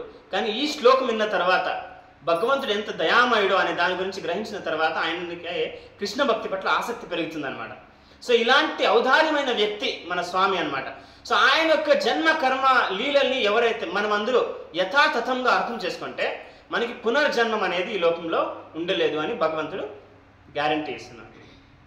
సో భగవంతుడు ఇప్పుడు చెప్తున్నాడు, నన్ను కరెక్ట్గా తెలుసుకున్న వాళ్ళు నన్ను ఎలా ప్రేమిస్తారు అనే దాని గురించి చెప్తున్నాడు అనమాట. ఆయన ఏం చెప్తున్నాడంటే, ఎవరైతే రాగము అంటే బంధన, భయ, క్రోధాన్ని త్యజించిండారో మన్మయా మాముపాశ్రిత భవో జ్ఞాన తపస పూతామద్ భావమాగత అంటే అంతఃకరణ సంపూర్ణంగా శుద్ధించి ఎవరైతే రాగ భయ క్రోధాన్ని సంపూర్ణంగా త్యజిస్తారో వాళ్ళు నన్ను వాళ్ళ ప్రాణనాథుడిగా భావిస్తారు, నన్ను ఆరాధిస్తారు అని భగవంతుడు చెబుతున్నాడు. సో రాగ భయ క్రోధ అనేది మనము వదిలేయాలన్నమాట. ఎందుకంటే ఈ లోకంలో మనకున్న బంధనాలు ఇవే అన్నమాట. మనము ఇక్కడ భౌతికంగా అభివృద్ధి కావాలా, భౌతికంగా ఎదగల అనే ఉద్దేశంతో ఉంటాము. కానీ మన ఇహలోకంలో సుఖానికి మనం పరలోకంలో ఉన్న ఆధ్యాత్మిక సుఖాన్ని వదిలేస్తున్నాం అన్నమాట. కానీ భగవద్గీత చదివి అర్థం చేసుకుని ఈ మార్గానుసారం మనం ఎప్పుడైతే జీవనం సాగిస్తామో అప్పుడు మనకి ఇహలోకంలోనూ ఆనందం కలుగుతుంది, పరలోకంలోనూ శాశ్వతమైన ఆనందం కలుగుతుంది. ఎందుకంటే మనకి మృత్యు అనేదే ఉండదు. మనకి మృత్యు భగవద్ధామానికి పోయే మార్గం అవుతుందే కానీ మనకి భయం అనేది కాదనమాట. సో భగవంతుడు ఇప్పుడు ఫస్ట్ అంటే ఆధ్యాత్మిక జ్ఞానము, ఎటర్నల్ ఎడ్యుకేషన్ గురించి చెప్పాడనమాట. ఇప్పుడు భగవంతుడు ఏం చెప్తాడు అంటే అక్యురేట్ అండర్స్టాండింగ్. ఈ ఆధ్యాత్మిక జ్ఞానం మనం ప్రాప్తించుకున్నాం కాబట్టి మనకి ఎలాంటి అక్యురేట్ అండర్స్టాండింగ్ వస్తుంది అనే దాని గురించి చెప్తున్నాను అనమాట. సో ఇక్కడ మనం 3 క్వశ్చన్స్ని అడ్రస్ చేస్తాం. ఏమి? Do all paths lead to the same goal? జనరల్గా భారతదేశంలో ఒక సిద్ధాంతము ఏమని ప్రచారం చేసింది అంటే, మనం లైఫ్లో ఏ చాయిస్ ఎన్నుకున్నా కూడా, ఏ మార్గం ఎన్నుకున్నా కూడా అల్టిమేట్ గోల్ ఒకటే అని చెప్తుంది అనమాట. అంటే మనం రైల్వే స్టేషన్కి వెళ్ళి ఏ టికెట్ ఎత్తుకొని ఏ ట్రైన్ ఎక్కినా కూడా మనం ఢిల్లీకి అయిపోతాము అని చెప్తుంది అనమాట. యతో మత్ తతో పత్ అని. మన ఒపీనియన్ ఏం చేసినా మనం చేరుకునేది ఒకే ప్లేస్కే అని చెప్తుంది అనమాట. అది అలా కాదు అని భగవంతుడు చెప్తానమాట ఈ నెక్స్ట్ కొన్ని శ్లోకాలు. నెక్స్ట్ ఇంకో క్వశ్చన్, ఇన్ని దేవతలను ఆరాధించే అవసరం ఏముంది? ఇన్ని దేవతలు ఎందుకు ఉన్నారు? ఫస్ట్ ఆఫ్ ఆల్ కొన్ని ధర్మాల్లో ఒక్కడే భగవంతుడు, ఇంకొక భగవంతుడు లేడు అని వాళ్ళు ఒక్కరినే అనుకుంటారు. అంటే వైష్ణవ ధర్మానుసారం కూడా భగవంతుడు ఒక్కడే, దేవతలు వేరే చాలా మంది ఉన్నారు, వాళ్ళు భగవంతుడి రిప్రజెంటేటివ్స్. కానీ వాళ్ళు ఎందుకు ఉన్నారు? వాళ్ళు చేసే కార్యాలేమి? జనాలు వాళ్ళని సాధంగా ఎందుకు ఆరాధిస్తారు అనే దాని గురించి చర్చించుకుంటాం. అదైన తర్వాత వర్ణాశ్రమ ధర్మం అనేది ఏమి? ఇది విస్తారంగా మనం ప్రీవియస్ సెషన్లో డిస్కస్ చేసుకున్నాం, ఇక్కడ కొంచెం టచ్ చేస్తామంటే. సో ఇక్కడ ఏమైతుంది అంటే భగవంతుని భక్తులు, మనలాంటి భక్తులు భగవంతుని యొక్క జన్మ కర్మాల్ని సంపూర్ణంగా ఆధ్యాత్మికంగా అర్థం చేసుకుంటాం. ఆయన ఒక సాధారణమైన వ్యక్తి కాదు, ఆయన అసాధారణమైన వ్యక్తి కూడా కాదు, ఆయన సాక్షాత్ పూర్ణ పురుషోత్తముడు భగవంతుడు అని మనకి శ్రద్ధ ఉంది. దాని సాక్షాత్కారం మనకి ప్రాక్టీస్తో వస్తుంది అనమాట. కానీ అలాంటి శ్రద్ధ లేని వ్యక్తులు గతి ఏమి? అలాంటి శ్రద్ధ లేని వ్యక్తులు నీ పట్ల ఆదరిస్తే, నీ దగ్గరికి వస్తే వారితో నువ్వెలా ప్రవర్తిస్తావు అనే క్వశ్చన్ వస్తుంది. ఇప్పుడు సంపూర్ణంగా కలుష్యమే లేని పరమాంశులు భగవంతునితో ఏం కోరుతారు? భక్తిని ఆస్వాదిస్తారంతే. కానీ మనలో ఎవరికి కల్మషం సంపూర్ణంగా తొలగిపోయింది? నాకంతూ లేదు. సో మనలో అందరికీ కొంచెం కొంచెం కల్మషం ఉంది. అంటే మనం భగవంతుని దగ్గరికి వెళ్ళలేమా, వెళ్ళకూడదా, వెళితే భగవంతుడు మనతో ఎలా ప్రవర్తిస్తాడు అనే దాని గురించి కూడా ఈ శ్లోకంలో చెప్తాను అనమాట. ఏ యథా మాం ప్రపద్యంతే తాం తథైవ భజామ్యహం మమ వర్తమాను వర్తంతే మనుష్య పార్థ సర్వస. అంటే ఎవరు ఏ మోటివ్తో నా దగ్గరకు వచ్చినా కూడా ఆ మోటివ్ని నేను ఫుల్ఫిల్ చేస్తూ దాని ప్రకారం నేను వాళ్ళతో రిలేట్ అవుతాను. అంటే ఎవరైనా డిస్ట్రెస్ నుంచి బయటకు రావాలి అంటే, వాళ్ళ దుస్థితి నుంచి బయటకు రావాలి అంటే నేను వాళ్ళ దుస్థితిని తొలగిస్తాను. ఎవరైతే ధన సంగ్రహణ కోసం నా దగ్గరకు వస్తారో వాళ్ళకి నేను అలా రెసిప్రొకేట్ అవుతాను. ఎవరైతే కుతూహలతో నేనెవరు, నా తత్వం ఎలాంటిది అనే ఇంటెన్షన్తో వస్తారో వాళ్ళకు నేను అలా రిలేట్ అవుతాను. ఎవరైతే నా పట్ల భక్తితో వస్తారో నేను వాళ్ళని అలా రిలేట్ అవుతాను. అంటే వాళ్ళకి భక్తితో నేను రిలేట్ అవుతాను అని చెప్తున్నాను అనమాట భగవంతుడు. సో భగవంతుడు ఎప్పుడూ పార్షియల్ కాదు. ఎందుకంటే దైత్యుల్లోనూ పరమ వైష్ణవులు ఉన్నారు. బలి మహారాజే కానీ, వృత్రాసురుడే కానీ, ప్రహ్లాద్ మహారాజే కానీ, ఇంద్రుడు ఖడ్గం ఎత్తుకొని వృత్రాసురుని గొంతు కోస్తా ఉంటే వృత్రాసురుడు హరికీర్తన చేస్తున్నాడు. ఈ శ్రీమద్ భాగవతంలో వస్తుంది. ఏమి హరికీర్తన చేస్తున్నాడు వృత్రాసురుడు అంటే, ఎట్లా ఒక వత్స అంటే గో ఒక వత్స గోవు కోసం ఎదురు చూస్తూ ఉంటుందో, ఎట్లొక ప్రేమికుడు కోసం ఎదురు చూస్తూ ఉంటుందో, అట్లా స్వామి నేను నీ కోసం ఎదురు చూస్తూ ఉన్నాను అని వృత్రాసురుడు చెప్తాను అనమాట. ఆయన రాక్షసుడు. సో ఆయనతో భగవంతుడు కూడా అద్భుతంగా ఒక భక్త వత్సలుడుగానే ప్రకటిస్తాడు అనమాట. సో భగవంతుడు ఎప్పుడూ పార్షియల్ కాదు, భగవంతుడు రెసిప్రొకేటివ్. ఇప్పుడు ఫర్ ఎగ్జాంపుల్, ఒక కుటుంబంలో 4 పిల్లలు ఉంటే ఒకడు తండ్రి ఆస్తిని దోచుకోవాలని చూస్తున్నాడు, తండ్రి కూడా వాళ్ళతో అలాగే కేర్ఫుల్గా ప్రవర్తిస్తాడు. ఒకరు తండ్రికి నిస్వార్థ భావంతో సేవ చేస్తే తండ్రి కూడా అలాగే వాళ్ళతో సంబంధాన్ని ఆస్వాదిస్తాడు అనమాట. ఒకడు తండ్రితో నాకొద్దు నేను సపరేట్గా ఉండాలనుకుంటే తండ్రి కూడా వాళ్ళ మీద ఏమి ప్రభావం లేకుండా వాళ్ళ ఇష్టానుసారము ఉండమని ఆదేశిస్తాడు. కాబట్టి భగవంతుడు కూడా అలాంటి ప్రియమైన వ్యక్తే. మన కోరికల్ని ఆయన నెరవేరుస్తాడనమాట. సో శ్రీమద్ భాగవతంలో ఒక శ్లోకం ఉంది, అకామో సర్వకామోవా మోక్షకామో ఉదారతి తీవ్రేణ భక్తి యోగేన యజేత పురుష పరం. అకామో మనకి ఏమీ కోరికలు లేవా, పర్వాలే. సర్వకామోవా మనకు అన్ని కోరికలు ఉన్నాయా, పర్వాలే. మోక్షకామో మనకు మోక్షం కావాలా అనే కోరిక ఉందా, అయినా పర్వాలే. మనం చేయాల్సిందల్లా ఒకటే, తీవ్ర భక్తితో యజేత పురుష పరం, భగవంతుని ఆరాధించండా. మన కోరికలే కానీ, మన మోక్షకామమే కానీ, మనం భక్తిలో మన అభివృద్ధే కానీ మనం ఏమైతే కోరుతున్నామో అది భగవంతుడు ప్రసాదిస్తాడు అనే దాని గురించి భగవంతుడు ఇక్కడ చెబుతున్నాడు అన్నమాట. అప్పుడు డౌట్ రావచ్చు, ఇప్పుడు భగవంతుడు మనకి ఏం కావాలనో ఆ కోరికని మన కోరికానుసారము నెరవేర్చేటట్లే ఉంటే లోకంలో జనాలు ఇతర దేవతలను ఎందుకు ఆశ్రయిస్తారు అనే డౌట్ వస్తుంది కదా. వేరే దేవుళ్ళ దగ్గరికి ఎందుకు పోతారు? ఇప్పుడు ఫర్ ఎగ్జాంపుల్, ఒక శిశువు, ఆ శిశువుకి ఏం కావాలన్నా తల్లి అంతా ఇస్తుంది, కానీ అప్పుడప్పుడు ఆ శిశువు తల్లికి తెలియకుండా తండ్రి పాకెట్ నుంచి కొంచెం డబ్బు తీసుకొని అవుట్ కొనుక్కొనిపోతాడు. సో ఆ ప్రవృత్తి జీవరాశుల్లో కూడా ఉందన్నమాట. సో బేసిక్గా తల్లి శిశువుకి ఏం మంచిదో అది మాత్రమే ఇస్తుంది, కానీ శిశువు తన ఇంద్రియ తృప్తి కోసము ఇంకా ఏమైనా కావాలా అంటే షార్ట్ కట్లో తెచ్చుకొనిపోతాడు. అట్లే జీవరాశికి ఏం మంచిదో అది భగవంతుడు అడిగినా అడగపైనా ఇస్తాడనమాట. కానీ ఆ జీవరాశి ఇంద్రియ తృప్తి కోసం ఏమైనా ప్రార్థించుకోవాలి అంటే షార్ట్ కట్ మార్గంలో దేవతలను ఆరాధించే పోతున్నాడు అనమాట. సో అది నెక్స్ట్ శ్లోకంలో భగవంతుడు చెప్తానమాట. కాంక్షంతః కర్మణాం సిద్ధిం యజంత ఇహ దేవత క్షిప్రం హి మానుషే లోకే సిద్ధిర్భవతి కర్మజా. ఇప్పుడు ఫర్ ఎగ్జాంపుల్, ఒక బాలకుడు క్యాష్యూ నట్స్ తినాలా అని చాలా కోరిక ఉంటుంది, తల్లి ఆల్రెడీ ఇచ్చింటుంది క్యాష్యూ నట్స్. ఇంకా క్యాష్యూ నట్స్ కావాలా అంటే నీకు 24 hours వెయిట్ చేయాలా, దాని తర్వాత ఇస్తున్నాను అని తల్లి చెప్తుంది. ఆ 24 hours వెయిట్ చేసి ఓపిక లేకుండా ఆ పిల్లోడు అవతల పై క్యాష్యూ నట్స్ తీసుకొని వస్తాడు. కానీ అవతల దుడ్లు పే చేసి ఇచ్చినప్పుడు ఆ షాప్ కీపర్ ఆ క్యాష్యూ నట్స్ తింటే ఈ బాలకునికి మంచిదా కాదా అని క్యాలిక్యులేషన్ చేస్తాడా? చేయడు. కానీ తల్లి ఆ క్యాలిక్యులేషన్ చేసింది. సో కృష్ణుడు ఆ క్యాలిక్యులేషన్ చేస్తాడు. నేను ఇచ్చే వరము ఈ జీవరాశినికి శ్రేయస్కరమా కాదా అని క్యాలిక్యులేషన్ చేస్తాడు. కానీ దేవతలు ఆ క్యాలిక్యులేషన్ చెయ్యరు. చేయలేరు. ఎందుకంటే వాళ్ళకి మనకి హితకరమైనది అనేది ఏమి అనేది కూడా తెలిసిండాలి. ఎందుకంటే వాళ్ళు మన హృదయాల్లో ఉన్న అంతర్యాములు కాదు కాబట్టి. కానీ భగవంతుడు మన హృదయాల్లో ఉన్నాడు కాబట్టి పరమాత్ముడిగా మనకి శ్రేయస్కరమైనది ఏమి అనేది ఆయనకి తెలుస్తుంది అనమాట.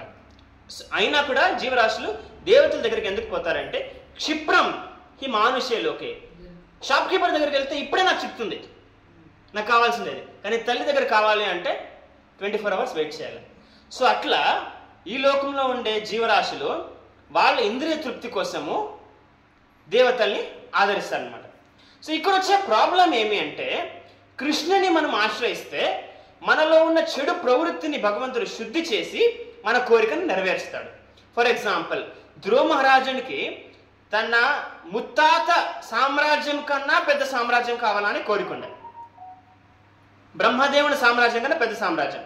ఆయన ఏం చేశారు? నారదమునుల ఆదేశానుసారం నారాయణుని స్మరించ 6 నెలల్లో ఆయనకు నారాయణుడు దర్శనం ఇచ్చారు. అప్పుడు దర్శనం ఇచ్చి ధ్రువ మహారాజు ఏం చెప్తాడు? నేను బ్రోకెన్ పీసెస్ ఆఫ్ గ్లాస్ కోసం వెతుకుతా ఉంటే నాకు చిక్కిండే డైమండ్, నాకు సామ్రాజ్యం వద్దు, ఏమీ వద్దు, నీ భక్తి చేసుకొని ఉంటాను అని భగవంతుడికి చెప్తాడు అన్నమాట. సో ఎలా అలా చెప్పగలిగాడు అంటే భగవంతుడు ధ్రువ మహారాజులో ఉండే అసూయ ఎవరి పట్ల? వాళ్ళ స్టెప్ మదర్ పట్ల. మళ్ళీ ఆ సామ్రాజ్యం ప్రాప్తించుకోవాలా అనే కోరికని శుద్ధి చేసి ఆ కోరికను నెరవేర్చా భగవంతుడు.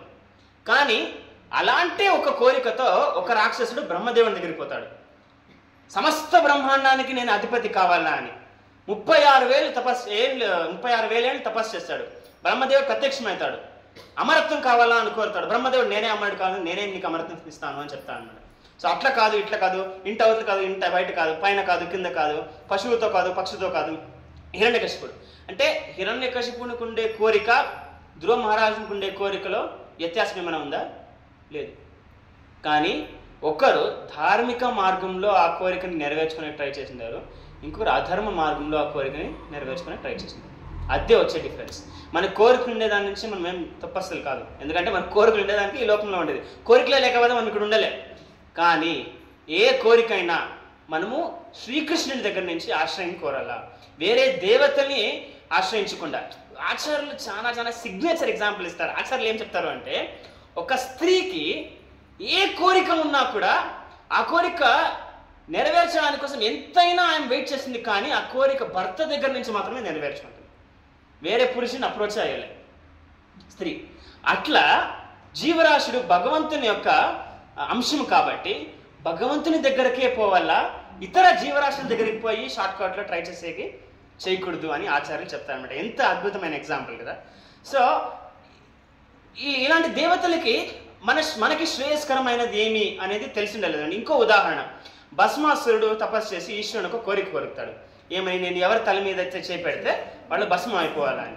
ఈశ్వరుడు పాపము అశుతోషుడు అంటే చాలా ఈజీగా ఆయనని ప్రసన్న చేయొచ్చు. పాపము నా వచ్చుడు కోరిక కోరుతాడు అని కోరిక ప్రసాదిస్తాడు. దాని తర్వాత ఏమవుతుంది? భస్మాసురుడు పార్వతీదేవిని అంటే కిడ్నాప్ చేయాలనే ఉద్దేశంతో ఈశ్వరుని మీద దాడి చేస్తారు. సో ఇట్లా అనమాట దేవతల మీద. సో బ్రహ్మదేవుడు హిరణ్యకశిపునికి వరం ప్రసాదించిన తర్వాత బ్రహ్మదేవుని 4 తలకాయలకు కూడా తల తిరిగిపోతుంది అనమాట. హిరణ్యకశిపుడు చేసే పనులు బ్రహ్మదేవునికి చక్కర వచ్చేసింది. నరసింహస్వామి బ్రహ్మదేవుని చెప్తాడు లాస్ట్లో, ఎపిసోడ్ అంతా అయిపోయినాక, నెక్స్ట్ టైం వరం ఇచ్చే ముందున నువ్వు కొంచెం ఆలోచించి అని. సో దేవతలకి వాళ్ళ ఉద్దేశం మంచిదైనా కూడా మనకి శ్రేయస్కరమైనది ఏమి అనేది వాళ్ళకి తెలిసలేదు.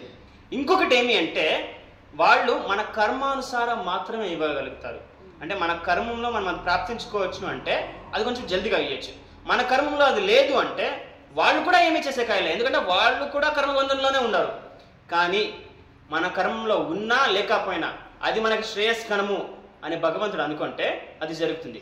మన కర్మంలో ఉండి అది శ్రేయస్కరం కాదు అని భగవంతుడికి తెలిస్తే ఆయన అది కూడా తీసుకుంటాడు అన్నమాట. సో ఆయన మన శ్రేయోభిలాషి అనమాట. ఆయన మన సర్వశ్రేష్ఠ శ్రేయోభిలాషి అనమాట. సో ఇక్కడ ఇది చెప్పిన తర్వాత అర్జునుడు ఇంకో క్వశ్చన్ అడుగుతాడు. ఏమి అంటే ఇప్పుడు భక్తి మార్గంలోనే కానీ జ్ఞాన మార్గంలోనే కానీ మనము మోక్షాన్ని ప్రాప్తించుకొని వైకుంఠానికి పోవచ్చు. కానీ కర్మ మార్గంలో అలా కుదురుతుందా?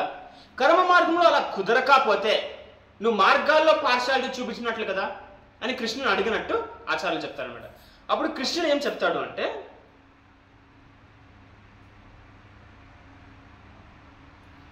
లేదు, కర్మ మార్గంలో కూడా వాళ్ళ కర్మాల్ని వేదిక సిద్ధాంతం అనుసారం వాళ్ళు ఎవరైతే నన్ను మెప్పించడానికి వాళ్ళ కర్మాలు చేస్తారో, వాళ్ళ ప్రవృత్తి వాళ్ళ గుణం అనుసారము, అప్పుడు వాళ్ళు నన్ను ప్రసన్న చేస్తారు. కాబట్టి అక్కడ కూడా వాళ్ళ ఆధ్యాత్మిక ప్రగతితో ముందుకు సాగుతారు.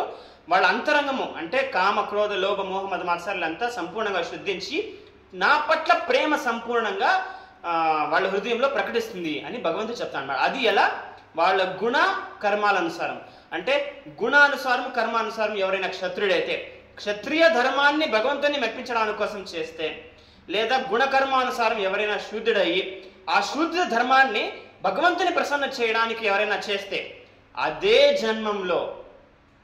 జన్మంలో వాళ్ళు భగవంతుని ప్రాప్తించుకోవచ్చు. ఎందుకంటే ఇదంతా బ్రాహ్మణ, క్షత్రియ, వైశ్య, శూద్ర కానీ, బ్రహ్మచారి, గృహస్థ, వానప్రస్థ, సన్యాసులే కానీ, ఇవంతా భౌతిక జగత్తులో ఉండే గ్రెడేషన్సే కానీ ఆధ్యాత్మిక ప్రగతికి ఈ gradations a difference చేయవన్నమాట. Powerful armour వేసుకొని, గోల్డెన్ ముకుటం వేసుకొని, ధనుస్సు పెట్టుకొని యుద్ధ భూమిలో యుద్ధం చేసే రాజులు కూడా పరమాంసలు కావచ్చు. తప్పుడు సంప్రదాయాలకు చెందుకొని దండ పెట్టుకునే వాళ్ళు కూడా దోపిడీదారులు కావచ్చు. సో మానసికంగా మనం ఏం చేయాలా? మనం చేసే ప్రతి కార్యము కూడా భగవంతుని ప్రసన్న చేయడానికి చేయాలి. జ్ఞానయోగం ఎవరికి సూటబుల్? ఎవరి హృదయాల్లో అయితే కల్మషం అనేదే లేదు, అంటే చాలా లెస్ పాపులేషన్ పీపుల్ అనమాట. అది జ్ఞాన మార్గం వర్క్ అవుతుంది. కానీ ఎవరికి వర్క్ అవుతుంది? ఎవరి హృదయాల్లో కల్మషం అనేదే లేదు, వాళ్ళకి వర్క్ అవుతుంది అనమాట. కానీ సాధారణంగా ఈ లోకంలో అందరికీ కల్మషం ఉంటుంది. కాబట్టి మనం భగవంతుని ఎలా ప్రాప్తించుకోవచ్చు?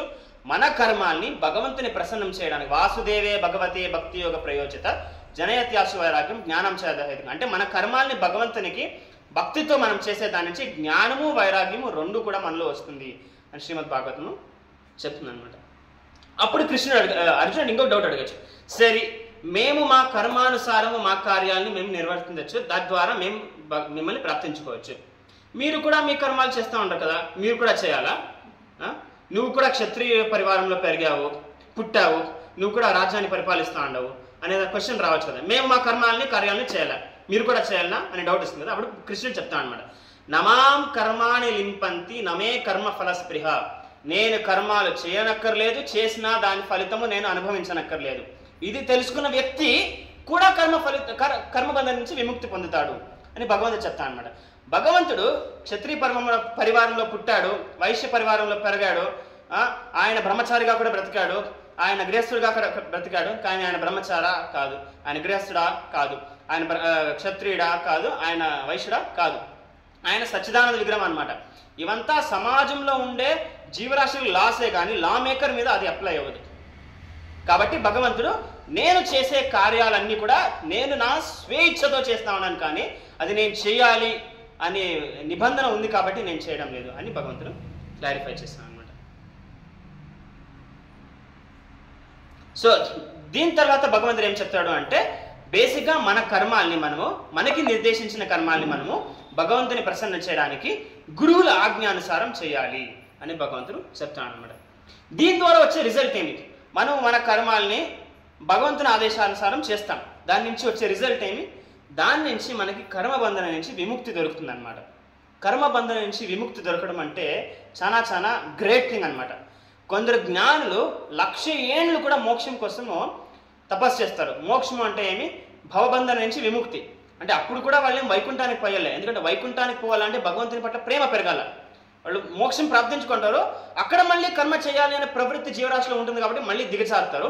లేదా అక్కడ ఈశ్వరుని సంఘమే కానీ శివగణం సంఘమే కానీ వాళ్ళకి సంపర్కంలో వస్తే వాళ్ళు అప్పుడు కూడా వైష్ణవ లోకానికి వైకుంఠ లోకానికి పోగలుగుతారనమాట.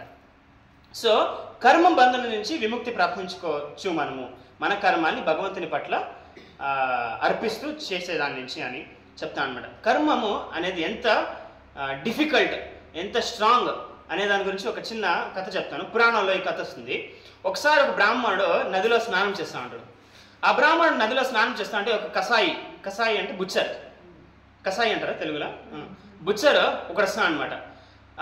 ఒక ఆవు పోతుంది, ఆ ఆవు వెంట బుచ్చర్ వస్తాడు. ఆవు ఎక్కడ పోతుంది అనేది గమనము వెళ్ళిపోతుంది. సో ఆయన బ్రాహ్మణుడు అడుగుతాడు అనమాట, ఇక్కడ ఒక ఆవు పోయింది కదా, ఆ ఆవు ఎట్లా పోయింది అని. అప్పుడు బ్రాహ్మణుడు ఆలోచిస్తాడు, నేను బ్రాహ్మణుడు, గో సంరక్షణ చేయాలా, ఆయన నేను అబద్ధం చెప్పకూడదు, ఏం చేయాలా అని చెప్పేసింది ఆయన నోట్తో చెప్పకుండా ఇట్లా అని చూపిస్తాడు అనమాట. అకసాయిపోతాడు, ఆవుని చంపేస్తాడు, అక్కడ ఎపిసోడ్ అవుతుంది. సో ఆయన సత్యం పలికిండాడు కాబట్టి బ్రాహ్మణుడు మళ్ళీ నెక్స్ట్ జన్మంలో బ్రాహ్మణుడుగానే పుడతాడు. బ్రాహ్మణుడుగా పుట్టి ఆయన ఒకసారి ఒక గ్రామంలో పోతా ఉంటే ఒక రాత్రి ఆ గ్రామంలో ఉండే ఒక ఇంటి దగ్గర పర్మిషన్ తీసుకొని, ఏమయ్యా నేను మీ ఇంటి దగ్గర కొనుక్కుంటాను ఈ రాత్రి, నెక్స్ట్ రేపు పొద్దున్నే వెళ్ళిపోతాను అని అడుగుతాను అనమాట. ఆయన ఒప్పుకుంటాడు. రాత్రి ఆయన అక్కడ పడుకున్నప్పుడు ఆ ఇంటి ఓనర్ భార్య వచ్చేసి ఈ బ్రాహ్మణుని అడుగుతుంది అనమాట, నువ్వు చాలా సౌందర్యంగా ఉన్నావు, నేను నీతో ఈ రాత్రి స్పెండ్ చేయాలనుకుంటున్నాను అని చెప్తుంది అనమాట. అప్పుడు ఈ బ్రాహ్మణుడు చెప్తాను అనమాట, అరే ఇది స్త్రీ లక్షణమే కాదు, స్త్రీ శీలవతిగా ఉండాలా, ఇది కరెక్ట్ కాదు, నేను బ్రాహ్మణుడు, నేను నీకు ఆదేశించాలా, ఇది ఇలాంటి కోరిక నువ్వు త్యజించు అని చెప్తాడనమాట. ఆమె ఆతురలో ఏం చేస్తుంది, నేను అడిగిండే కోరికను నువ్వు నెరవేర్చవు కాబట్టి నేనేం చేస్తున్నావు చూడు అని చెప్పేసింది. ఒక చాకెత్తుకొని భర్తను చంపేసి ఊర్లో ఉండే వాళ్ళందరినీ పిలుస్తుంది అనమాట. అప్పుడు ఏమని చెప్తుంది, నన్ను నా మీద ప్రభావం చూపించేకి ఈ బ్రాహ్మణుడు నా భర్తని చంపేసినాడు అని నింద బ్రాహ్మణుడి మీద మోపుతుంది అనమాట. ఏం బేసిక్గా అవుతుందంటే బ్రాహ్మణుడు లోపలికి వెళ్ళి చూస్తాడు, చాక్ తీసేకపోతాడు, అప్పుడు మ్యూజిక్ మారుతుంది, అందరూ వచ్చి చూస్తారు, అట్లా అందరికీ తెలుస్తుంది. సో ఆయన బ్రాహ్మణుడు కాబట్టి ఆయనకు మరణదాన్ని ఇచ్చేయట్లేదు. సో ఎలా శిక్షిస్తున్నాము అని చెప్పేసిందే, ఆ చెయ్యితో కదా చాకు తీసిండేది, ఆ చెయ్యిని కట్ చేస్తాము అని ఆ చెయ్యి కట్ చేస్తాను అనమాట. సో బేసిక్గా ఏమవుతుంది అంటే ఆ చెయ్యితో గోవు ఎక్కడుంది అని చూపించాడు కాబట్టి ఆ బ్రాహ్మణుడికి చెయ్యి పోయింది. ఆ గోవుని కసాయి చంపినాడు కాబట్టి అదే గోవు భార్యగా ఆ కసాయి భర్తగా చంపేస్తుంది అనమాట. సో కర్మము ఇట్లా వెంటాడుతుంది అనమాట. ఒకసారి కురుక్షేత్ర యుద్ధం అంతా అయిన తర్వాత ధృతరాష్ట్రుడు కృష్ణుని అడుగుతాడు, నా సహోదరునికి 5 కొడుకులు, 5 మిగిలిపోయారే, నాకు 100 మంది, 1 మిగిలేదు కదా, దానికి కారణం ఏమి అని అడిగినప్పుడు కృష్ణ చెప్తా అనమాట, 50 జన్మాల క్రితం నువ్వు ఒక వేటగాడివి, ఆ వేటలో ఒక పక్షి మీద గురి పెట్టి నువ్వు బాణం విసిరావు, కానీ ఆ పక్షి ఎగిరిపోయింది, ఆ బాణం మిస్ అయింది, ఆ కోపంలో ఆ పక్షి పెట్టిన 100 గుడ్లని నువ్వు ధ్వంసం చేసినావు, కాబట్టి నీ 100 మంది కొడుకులు కూడా నీ కళ్ళ ముందే చనిపోయారు, ఆ పక్షి చూస్తూనే అలా బాధపడింది అని చెప్తాను అనమాట. అప్పుడు ధృతరాష్ట్రుడు అడుగుతాడు, సరే ఇది 50 జన్మాల క్రితం జరిగింది, 50 జన్మాల తర్వాత నేను ఎందుకు అనుభవించాలా అంటే 100 మంది కొడుకులు పుట్టాలా అంటే నీకు పుణ్యం ఉండాలి కదా, అది పుణ్యం ప్రాప్తించుకొని నీకు 50 జన్మాలు పట్టింది అని కృష్ణ చెప్తాను. సో కర్మము మన జీవితంలో ఎట్లా పనిచేస్తుంది అనేది మనం చెప్పేకే అయ్యలే. మనకుండే ప్రాబ్లమ్స్ మనకి కర్మం అనేది ఉంటుంది, కొంచెం ఈ జన్మంలో ఇంత కోట కర్మ కరిగించాలా అన్నది ఉంటుంది అన్నమాట. ఆ కర్మం కరిగించేకి మన జీవితంలో ప్రాబ్లమ్స్ వస్తాయి. ఆ ప్రాబ్లమ్స్ ఎవరితో వస్తుంది, మనం ఎవరితో చుట్టూరా ఉంటామో వాళ్ళతోనే వస్తుంది. అంటే ఇప్పుడు కొడుకు తండ్రే కానీ, లేదా కొడుకు భార్య భర్తే కానీ మధ్యలో కానీ, లేదా పిల్లల్లోనే కానీ, లేదా అత్త కోడల్లోనే కానీ, వాళ్ళ మధ్యలో ప్రాబ్లమ్స్ ఎందుకు వస్తున్నాయి అంటే వాళ్ళకున్న కర్మ వీళ్ళ ద్వారా వస్తుంది, కానీ వాళ్ళు దానికి కారకులు కాదు. పోస్ట్ మ్యాన్ మనకు వచ్చే అరెస్ట్ వారెంట్ని డెలివర్ చేస్తున్నాడు అంతే, ఆయనేమి మనకి రీజన్ కాదు, ఆయన ఆ ప్రాబ్లంకి మూలం కాదు. ప్రాబ్లం మూలం మనం చేసిందే పూర్వ కార్యాలే, ఆయన వచ్చి డెలివరీ ఇస్తున్నాడంటే. దీని నుంచి మనం ఏం అర్థం చేసుకోవచ్చు అంటే మనకి ఎవరితో అయినా ఇంటర్పర్సనల్ ప్రాబ్లమ్స్ ఉంటే అది యాక్చువల్గా మనం అనుభవించాల్సిన కర్మే, అది వాళ్ళు మన పట్ల పగపడతా ఉండేది అనేది కాదు అనేది మనం అర్థం చేసుకొని వాళ్ళతో అప్పుడు కూడా వైష్ణవ సదాచారం అనుసారం బాగా ప్రవర్తిస్తే అది రికగ్నైజ్ చేసే భగవంతుడు మన మీద అనుగ్రహిస్తాడు అనే మెసేజ్ కూడా శాస్త్రం చెప్తుంది అనమాట. సో మనం ఏం అర్థం చేసుకోవచ్చు దీని నుంచి అంటే కర్మ మన జీవితంలో ఎలా ప్రకటిస్తూ ఉంది అనే క్యాలిక్యులేషన్స్ చేసే పోతులు కర్మం నుంచి బయటపడేది చాలా ఈజీ. అంటే ఇప్పుడు ఫర్ ఎగ్జాంపుల్ ఒక కారు ఒక వ్యక్తిని గుద్దితే ఆ కారు ఆ వ్యక్తి ఆ పని చేశాడు కాబట్టి గుద్దిందా లేదా మళ్ళీ కర్మ స్టార్టింగ్గా చేస్తాడా అనే క్యాలిక్యులేషన్ వేసేది కాకుండా కర్మబంధం నుంచి విముక్తి ఎట్లా ప్రాప్తించుకునేది అనేది మనం ఆలోచించుకోవాలి. బేసిక్గా మనం చేసే కార్యాలన్నీ కూడా 3 కేటగిరీస్ ఉంటాయి. ఒకటి కర్మ, ఒకటి అకర్మ, ఇంకొకటి వికర్మ. కర్మ అంటే మనం చేసే నిత్య కార్యాలు, మంచి కార్యాలే కానీ పుణ్య కార్యాలే కానీ దానాలు ధర్మాలు ఇలాంటి కార్యాలు కర్మ అన్నమాట. వికర్మం అనేది మనం చేసే పాప కార్యాలు అన్నమాట. కర్మం చేస్తే ఆ కర్మ ఫలితాన్ని భోగించేకి మళ్ళీ మనము పుట్టాల్సిందేది, పుడితే మళ్ళీ దుఃఖము ఉంది. సో వికర్మం చేస్తే దాన్ని భోగించే కూడా మళ్ళీ పుట్టాల్సిందేది. కానీ కర్మ వికర్మ బంధం నుంచి మనం తెగిపోవాలా అంటే అకర్మ కార్యాలు చేయాలి. అకర్మ కార్యాలు అంటే ఏమి? మనల్ని భక్తి మార్గంలో ముందుకు సాగించే కార్యం. మనం దానం చేసినా కూడా అది భగవంతుని ప్రసన్నం చేయడానికి చేస్తాను అనే ఉద్దేశంతో చేస్తే ఆ కార్యము కర్మంగా కనిపించినా అది అకర్మం అన్నమాట. లేదా మనం హరినామం స్మరణ చేసే దాని నుంచి, అందుకే నిత్యము మనం హరినామం స్మరణ చేయాలి. హరినామం స్మరణం చేసే మహత్యం ఏమి అంటే మనకి ఈ జన్మంలో ఉండే కర్మ మాత్రమే కాకుండా మనం పూర్వజన్మంలో మేరు పర్వతం ఎంత ఉందో అంత సంగ్రహించుకునే కర్మం కూడా ఎట్లా నిప్పు ఒక గడ్డి పర్వతం మీద పడితే అదంతా కరిగిపోతుందో, అదంతా దహించుకుపోతుందో, అట్లా హరినామం స్మరించే దాని నుంచి మనం చేసిండే పూర్వకర్మం అంతా కూడా క్షీణించిపోతుంది అనమాట. అంటే విష్ణునామం స్మరిస్తే ఎన్ని పాపాలు చేసినా కూడా తొలగిపోతుంది, కానీ మళ్ళీ మనం పాపాలు చేయకూడదు. ఒకసారి ఒక కథ ఉంది. అండ్ జెరూసలంలో ఒక వ్యక్తి జీసస్ దగ్గరకు వచ్చి నేను చాలా తప్పులు చేసినాను, దానికి క్షమాపణ కోరుతా ఉన్నాను అని చెప్పేసింది అడుగుతుంది అనమాట. అప్పుడు జీసస్ ఏం చెప్తాడు అంటే, సరే తప్పు చేసిందావు కానీ మళ్ళీ తప్పు చేయొద్దు, తప్పు చేస్తే మళ్ళీ అది ప్రభావం పడుతుంది అనమాట. సో కాబట్టి మనం ఏం చేయాలి అంటే మన జీవితంలో మన కార్యాన్ని అకర్మ మూలంగా చేయాలన్నమాట. మనం చేసే ప్రతి ఒక్క కార్యము కూడా మనం భగవంతునికి అర్పిస్తూ చేస్తే అది యజ్ఞం అవుతుంది అనమాట. అది ఎట్లా చేయాలా అనేది నెక్స్ట్ భాగంలో చెప్తాను అనమాట. సో ఒకసారి విదురుడు ధృతరాష్ట్రుడికి చెప్తాడు. ఏమని చెప్తాడు అంటే, దుర్యోధనుడు జూదు మాడేకి ధర్మరాజుని పిలుస్తున్నాడు, జూదు ఆటని క్యాన్సిల్ చేయించాను విదురుడు ధృతరాష్ట్రుని చెప్తాను అనమాట. ధృతరాష్ట్రుడు దుర్యోధన చెప్తాను అనమాట. దుర్యోధన ఏం చెప్తాడు అంటే, ఆ మ్యాచ్ ఏమైనా క్యాన్సిల్ చేపిస్తే నేను సూసైడ్ చేసుకుంటానని చెప్తాడు. ఇది మహాభారతంలో ఉంది. నేను విషయం తాగి చనిపోతానని చెప్తాడు. అప్పుడు ధృతరాష్ట్రుడు విదురుడికి వచ్చి చెప్తాను అనమాట, నేనేమి చేయలేను, దుర్యోధన ఇట్లా చెప్తాడు, నాకు దుర్యోధన మీద ప్రేమ ఉంది, కానీ ఏం చేసాకైతుంది, ఏం జరగాల అంటే అది జరిగిపోతుంది, మన చేతిలో ఏముంది అని చెప్తాను అనమాట ధృతరాష్ట్రుడు. అప్పుడు విదురుడు చెప్తాను అనమాట, ఇది శుద్ధ మోసము, ఇది కాదు రియల్ అండర్స్టాండింగ్. విధి మనం చేసే కార్యాలకు వచ్చే ప్రతిఫలాన్ని డిసైడ్ చేసిందే కానీ మనం చేసే కార్యాన్ని డిసైడ్ చేయదు. అర్థమైనా? మనం చేసే కార్యం నుంచి వచ్చే ప్రతిఫలితాన్ని విధి డిసైడ్ చేసింది, కానీ మనం ఏ కార్యం చేయాలనుకుంటున్నామో అది విధి డిసైడ్ చేయదు. అది మన ఫ్రీ విల్ అనమాట. అది మన ఫ్రీ విల్. అంటే ఇప్పుడు నా దగ్గర దుడ్లు ఉంది, అది నేను సదుపయోగం చేసుకోవాలా దురుపయోగం చేసుకోవాలా అనే ఫ్రీ విల్ నాకుంది, కానీ దురుపయోగం చేసుకున్న తర్వాత వచ్చే ప్రభావం మీద నాకు ఫ్రీ విల్ లేదు. అంటే మనకు ఫ్రీ విల్ ఉంది, కొంచెం మాత్రమే ఉంది.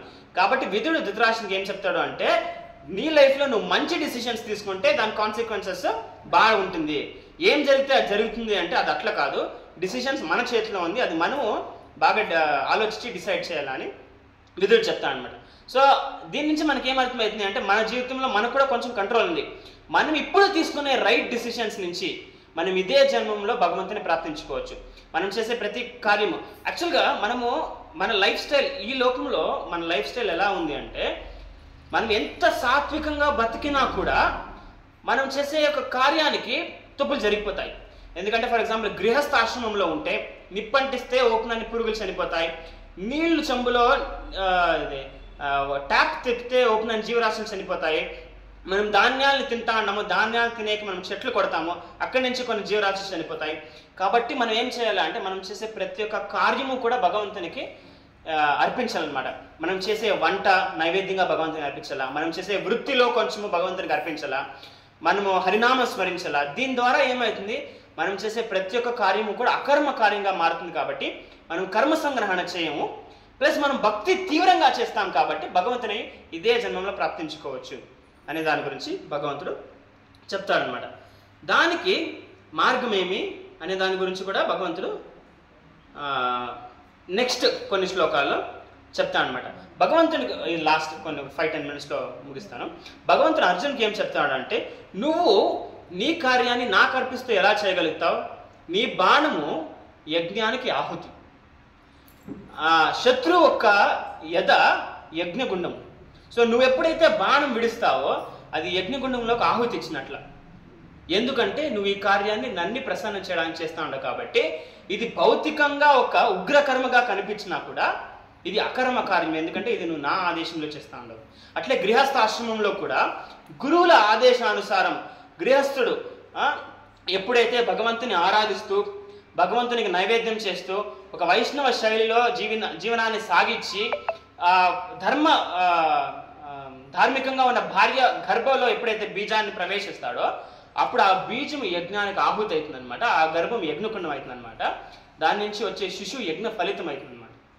అట్లా కృష్ణుడు భగవద్గీతలో చెప్తాను అనమాట. మనం చేసే ప్రతి ఒక్క కార్యము కూడా వైదిక విధి అనుసారం చేసి భగవంతునికి అర్పిస్తే ఆ కార్యము కార్య ఫలితము కూడా భగవంతునికి అర్పిస్తే అది యజ్ఞంగా మారుతుంది అనమాట. సో వేరే వేరే రకాలైన యజ్ఞాలు ఏమేమి ఉన్నాయి అనే దాని గురించి భగవంతుడు ఇక్కడ చెప్తాడనమాట.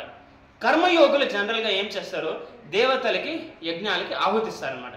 కానీ జ్ఞానయోగులు భగవంతుని నిరాకారం మీద ధ్యానం చేసి ఆ ధ్యానం మూలకంగా భగవంతునికి ఆహుతిస్తారనమాట. బ్రహ్మచారులు ఏం చేస్తారు, శ్రవణం ద్వారా యజ్ఞకుండం చెవి, యజ్ఞానికి ఆహుతించేదేమి వేదాలని శ్రవణం చేసే ద్వారా వాళ్ళు యజ్ఞం చేసినట్లు అనమాట. సో గృహస్థులు ఇంద్రియ నిగ్రహంతో భగవంతునికి అర్పిస్తూ దానిని స్వీకరించడము వాళ్ళకి యజ్ఞం అవుతుంది అనమాట. అట్లా ద్రవ్య యజ్ఞ, క్రియా యజ్ఞ అని యజ్ఞాలు వస్తాయి. వేరే వేరే రకాలైన యజ్ఞ అనమాట. ద్రవ్య యజ్ఞ అంటే మళ్ళీ భగవంతునికి అర్పిస్తూ దానం ఇవ్వడం అనమాట. తపో యజ్ఞ అనమాట, అంటే భగవంతుని ప్రాప్తించుకోవాలనే ఉద్దేశంతో చేసే తపస్సు యజ్ఞ అనమాట. స్వాధ్యాయ యజ్ఞ అనమాట, అంటే మనం చేస్తా ఉండేది స్వాధ్యాయ యజ్ఞ. ప్రతి గురువారము, ఈసారి శుక్రవారం మనం అందరూ కూడా 4 గంటల నుంచి 5:30 వరకు స్వాధ్యాయ యజ్ఞ చేస్తూ ఉన్నాం. దాని తర్వాత మనం జప యజ్ఞ చేస్తూ ఉన్నాం. సో మనము భగవంతుని ప్రసన్నం చేయడానికి యజ్ఞ మార్గంలో ముందుకు సాగుతున్నాం అనమాట. సో దీని ద్వారా ఏమవుతుంది, యజ్ఞ క్షిపిత కల్మష, మన హృదయంలో ఉండే కల్మషము సంపూర్ణంగా తొలగిపోతుంది. అప్పుడు మనము వైకుంఠ లోకాలకు వెళ్ళేకి మన హృదయంలో భగవంతుని పట్ల ప్రేమ పుడుతుంది. అప్పుడు మనం వైకుంఠ లోకానికి వెళ్ళేకి అర్హులైతాము. సో యజ్ఞ విధి లేకుండా ఈ లోకంలోనే కానీ పరలోకంలోనే కానీ ఎవరు ఆనందాన్ని ప్రాప్తించుకోలేరు అని భగవంతుడు చెప్తాడనమాట. సో మనం ఒకటి అర్థం చేసుకోవచ్చు, పూర్వకాలంలో భారతదేశంలో చాలా అధికంగా ధనికులు ఉన్నా కూడా వాళ్ళు చాలా ధార్మిక జీవనం సాగిస్తూ ఉంటారు. కాబట్టి వాళ్ళు చాలా సాటిస్ఫైడ్గా బ్రతుకుతా ఉంటారనమాట. ఈరోజు పాశ్చాత్య దేశంలో లోకులు కోట్ల కొద్దీ ధనం సంపాదించినా కూడా వాళ్ళు ఆనందంగా లేరు.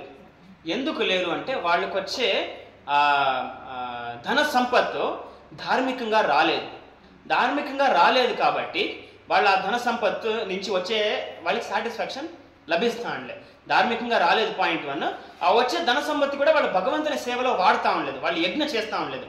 ఇప్పుడు జనాలు అడగచ్చు ఈ క్వశ్చన్, నేను నా శ్రమంతో దుడ్లు సంపాదిస్తే దాంట్లో భగవంతునికి వాటా ఇచ్చి మిగిలిన వాటా దాంట్లో మీనింగ్ ఏముంది అని జనాలు క్వశ్చన్ అడగచ్చు.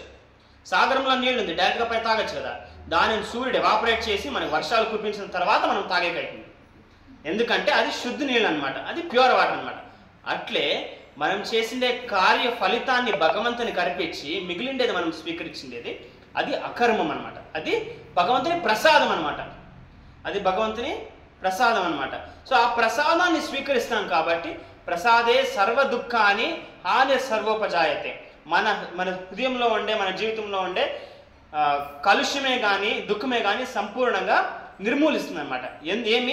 మన శ్రమతో భగవంతుని ఆదేశంతో గురువుల ఆదేశంతో మనం కర్మ అనుసారం చేసిందే, మన వృత్తి అనుసారం చేసిన కర్మ ఫలితాన్ని భగవంతునికి అర్పించి మిగిలిండేది మనం స్వీకరిస్తే, ఫర్ ఎగ్జాంపుల్ వంట భగవంతుని నైవేద్యం చేసి ఆ ప్రసాదాన్ని స్వీకరిస్తే, లేదా మనం ధన సంగ్రహణ చేసి అందులో భగవత్ కార్యాలకు కొంచెం వాడి మిగిలింది మనము మన ఆశ్రమానికి స్వీకరిస్తే, గృహస్థాశ్రమాన్ని స్వీకరిస్తే అది భగవంతుని ప్రసాదం అనమాట. అది మనం ధనమైనప్పటికీ అది భగవంతుని ప్రసాదం కాబట్టి అది మన జీవితంలో మనం వాడుకుంటే మనకి సాటిస్ఫాక్షన్ దొరుకుతుంది. సో అట్లా కాకుండా నా శ్రమతో నేను సంపాదించుకునేది నేను నా ఇంద్రియ తృప్తికి వాడుకుంటాను అంటే వాళ్ళు ఎంత సంపాదించినా ఎంత ఇంద్రియ తృప్తి చేసినా వాళ్ళకి సాటిస్ఫాక్షన్ అనేది ఉండలేదు. ఇది మనము కళ్ళకి ముందు కనిపిస్తున్నాయి అనమాట. చాలా సింపుల్ బ్రాహ్మణులు కూడా ఈ లోకంలో చాలా సాటిస్ఫైడ్గా బ్రతకగలుగుతూ ఉన్నారు. కానీ చాలా రిచ్ అండ్ పవర్ఫుల్ పీపుల్ కూడా యజ్ఞ చేస్తూ ఉండలేదు కాబట్టి వాళ్ళు డిస్సాటిస్ఫైడ్గానే ఉంటారనమాట. వాళ్ళు ఎంత ఇంద్రియ భోగం చేసినా కూడా వాళ్ళకి సాటిస్ఫాక్షన్ లేదు. ఎందుకు? అది యజ్ఞ ప్రసాదం కాదు కాబట్టి. సో బేసిక్గా లాస్ట్లో భగవంతుడు ఏం చెప్తున్నాడు అంటే, ఈ జ్ఞానంలో మనం ముందుకు సాగల్లా అంటే మనం ఫస్ట్ ఒక గురువుల ఆశ్రయం స్వీకరించాలా. గురువుల ఆశ్రయం ఎట్లా స్వీకరించాలా అనే దానికి 3 విషయాలు భగవంతుడు చెప్తాడనమాట. తద్విద్ది, గురువుల్ని ఎట్లా ఆశ్రయించుకోవాలా. ప్రణిపాత్ అంటే ఫస్ట్ నమస్కారాలు చేయాలి. పరిప్రశ్నేన మళ్ళీ ఎంక్వైరీ చేయాలి. గురువుల దగ్గరికి వెళ్ళి సాధారణంగా మనం అనుకుంటాం సాధువుల దగ్గరికి పోయి వాళ్ళకి నమస్కారం చేస్తే సరిపోతుంది, వాళ్ళు కొంచెం దానం ఇస్తే సరిపోతుంది అని అనుకుంటాం కదా. అది కాదు.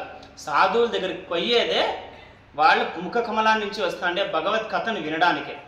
ఎందుకంటే సాధువుకు ఉండే క్వాలిటీ ఏమి మన భవబంధనాన్ని కట్ చేసేకైతుంది సాధువుకి. సో అందుకు మనం సాధువు దగ్గరికి పోవాల్సినది. బ్లెస్సింగ్స్ మాత్రమే కాదు, blessings is very good, it is very good, దానికి చాలా పవర్ ఉంది. కానీ రియల్ బెనిఫిట్ ఆఫ్ ఎ సాధు is to hear from him అన్నమాట. యాక్చువల్లీ శిలా ప్రభుపాదులు చెప్తారు, సాధువుల బ్లెస్సింగ్ అంటే వాళ్ళ దగ్గర నుంచి వినేదే బ్లెస్సింగ్, అదే మెయిన్ బ్లెస్సింగ్ అని చెప్తారు అనమాట. సో వాళ్ళ దగ్గర నుంచి ఫస్ట్ మనం వాళ్ళ దగ్గరికి వెళ్ళి ప్రణామాలు చేయాలా. అదే ఇంకా పరిప్రశ్న అంటే ఎంక్వైర్ చేయాలి. నేను ఎవరు, నేను ఈ లోకంలో భవబంధనంలో ఎందుకు మునిగి ఉన్నాను, ఈ భవబంధనం నుంచి బయటపడాలా అంటే నేనేం చేయాలా, భగవంతునితో నా సంపర్కం ఎలా స్థాపించుకోవాలా అని ప్రశ్న చేయాలి. క్వశ్చన్ చేయకపోతే ఇంటెలిజెన్స్ లేదు అని అర్థం. క్వశ్చన్ చేస్తే అది మనం ఆధ్యాత్మికంగా ప్రగతిస్తానం అని అర్థం అనమాట.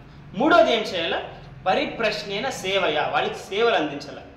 ఇప్పుడు మనము ప్రధానమంత్రితో సంపర్కం స్థాపించుకోవాలా అంటే వాళ్ళకి సమీపంగా ఉన్న వ్యక్తిని మెప్పిస్తే వాళ్ళ ద్వారా మనం ప్రధానమంత్రితో సంపర్కం స్థాపించుకోవచ్చు. అట్లే ఎవరైతే భగవంతునికి చాలా ప్రియమైన వ్యక్తులో, సాధువులో, వైష్ణవులో వాళ్లకు సేవలు అందించే ద్వారా మనం భగవంతునికి దగ్గరికి పోవచ్చు అని శ్రీకృష్ణ భగవానుడు చెప్తున్నాడు అనమాట. ఉపదేక్షంతితే జ్ఞానం జ్ఞానినా తత్వదర్శన. ఎందుకు వాళ్ళ దగ్గరికి పోవాలా, ఎందుకంటే వాళ్ళు తత్వాన్ని యథాతథంగా చూసిండారు కాబట్టి, గ్రహించిండారు కాబట్టి, గురు పరంపరలో వాళ్ళు అర్థం చేసుకున్నారు కాబట్టి వాళ్ళు మనకి నిజమైన పరమ సత్యాన్ని ఇవ్వగలుగుతారు అని భగవంతుడు చెప్తాడు అనమాట.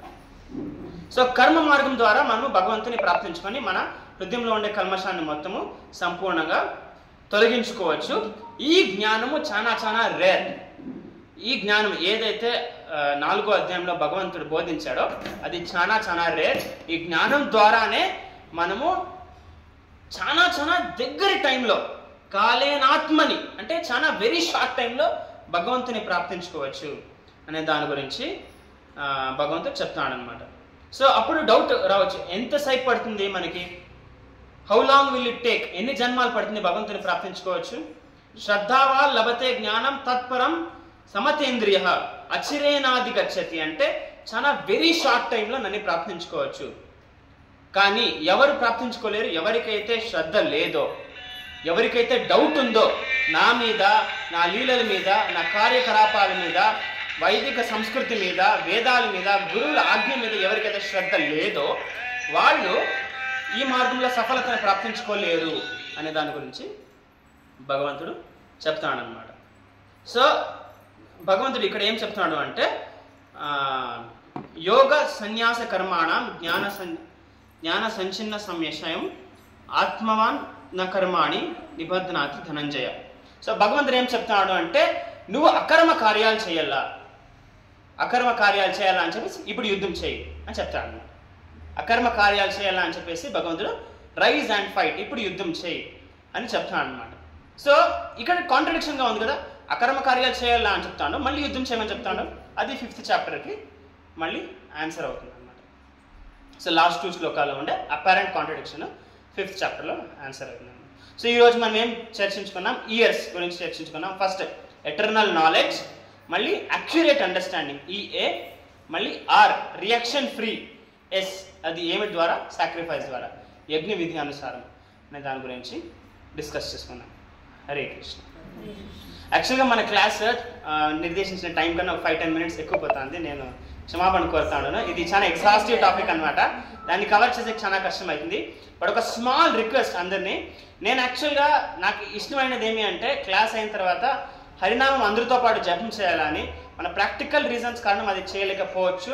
కానీ నా హంబుల్ రిక్వెస్ట్ ఏమి అంటే అందరూ కూడా ప్రతిరోజు ఒక 10 minutes కేటాయించి హరినామము జపం చేయండి. హరే కృష్ణ కృష్ణ కృష్ణ హరే హరే, హరే రామ రామ హరే హరే దయచేసి చేయండి. ఇది మన లైఫ్లో రియల్ ట్రాన్స్ఫర్మేషన్ అనమాట. ఎందుకంటే మనము తీసుకుంటే ఈ జ్ఞానంకి జీర్ణం చేసుకునే శక్తి మన హరినామం ద్వారానే వస్తుంది. మనం భగవంతుని కథ కానీ సిద్ధాంతమే కానీ ఎందుకు వింటాము అంటే భగవంతుని పట్ల ప్రేమ పుట్టడానికి. ఆ ప్రేమ ఎట్లా పుడుతుంది? హరినామం బాగా శ్రద్ధగా జపం చేయడానికి. సో నా హంబల్ రిక్వెస్ట్, దయచేసి అందరూ కూడా ప్రతిరోజు 10 minutes హరినామం స్మరణ చేయడానికి కేటాయించండి అని నేను రిక్వెస్ట్ చేస్తున్నాను. ఇప్పుడు ఎవరికైనా ఏమైనా డౌట్స్ ఉంటే అడగచ్చు.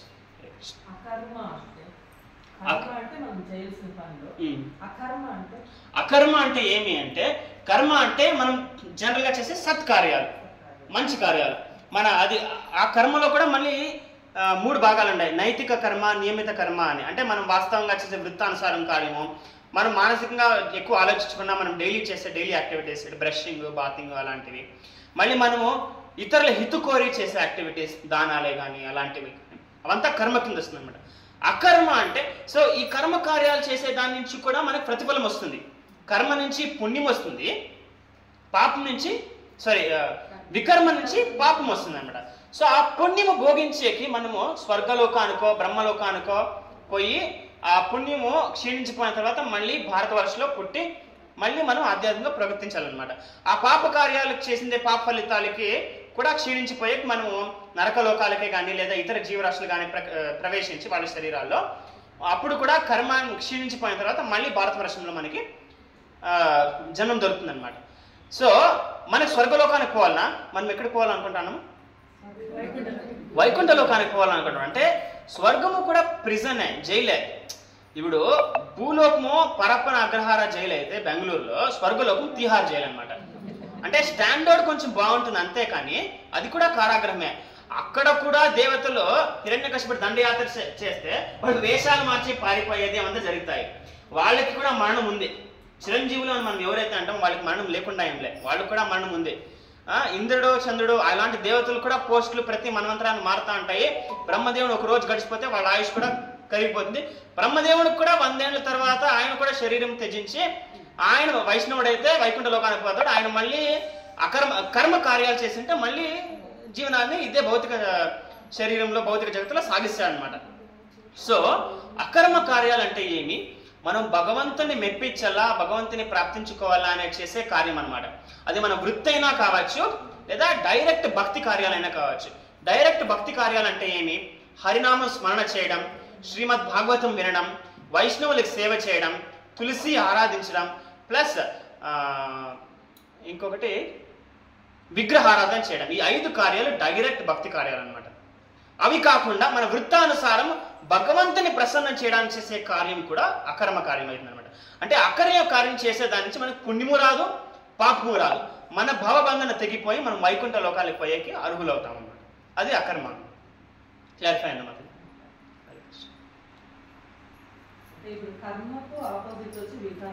కర్మకు ఆపోజిట్ వికర్మ. కర్మ వికర్మాలకు అతీతము అకర్మ అనమాట. అంటే ఇప్పుడు చాలా రెండింటికి పైన.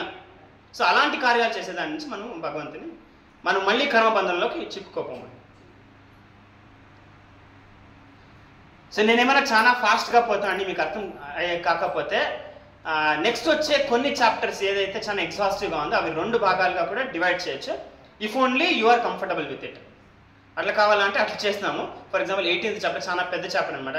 Plus next 6 chapters 6th chapter నుంచి 12th చాప్టర్ చాలా ఇంట్రెస్టింగ్. దాంట్లో మనము ప్రతి 2 weeks మనం చాప్టర్ డిస్కస్ చేసుకుంటే చాలా ఎగ్జాంపుల్స్తో, చాలా స్టోరీస్తో చాలా బాగా ఆస్వాదించేసి అనమాట. ఎందుకంటే ఈ తత్వం అనేది మనము డ్రై ఫిలాసఫీ మాత్రమే కాదు, ఇది ఎంజాయబుల్ కూడా. ఎందుకు ఎంజాయబుల్ అంటే ఇందులో డ్రై ఫిలాసఫీ మాత్రమే లేదు, భగవంతుని లీలలు, భగవంతుడు చేసే అద్భుతమైన కార్యాలు ఇవంతా కూడా మనం చర్చించుకోవచ్చు. So if it is comfortable for you, ఇక్కడ ఒక్కొక్క చాప్టర్ని మనము టాపిక్ అనుసారము 2 daysగా 2 weeks అనుసారం డివైడ్ చేసుకొని చేయొచ్చు. If only you are okay. ఏమంటారు? కంఫర్టబుల్. సో అట్లయితే ఇట్లే చేస్తాం అన్నమాట. యా చాప్టర్ అయితే చాలా ఎగ్జాస్టివ్గా కవర్ చేయాలనుకుంటామో అది మనం డివైడ్ చేసి హాఫ్ చేస్తాం. హరే కృష్ణ. Thank you.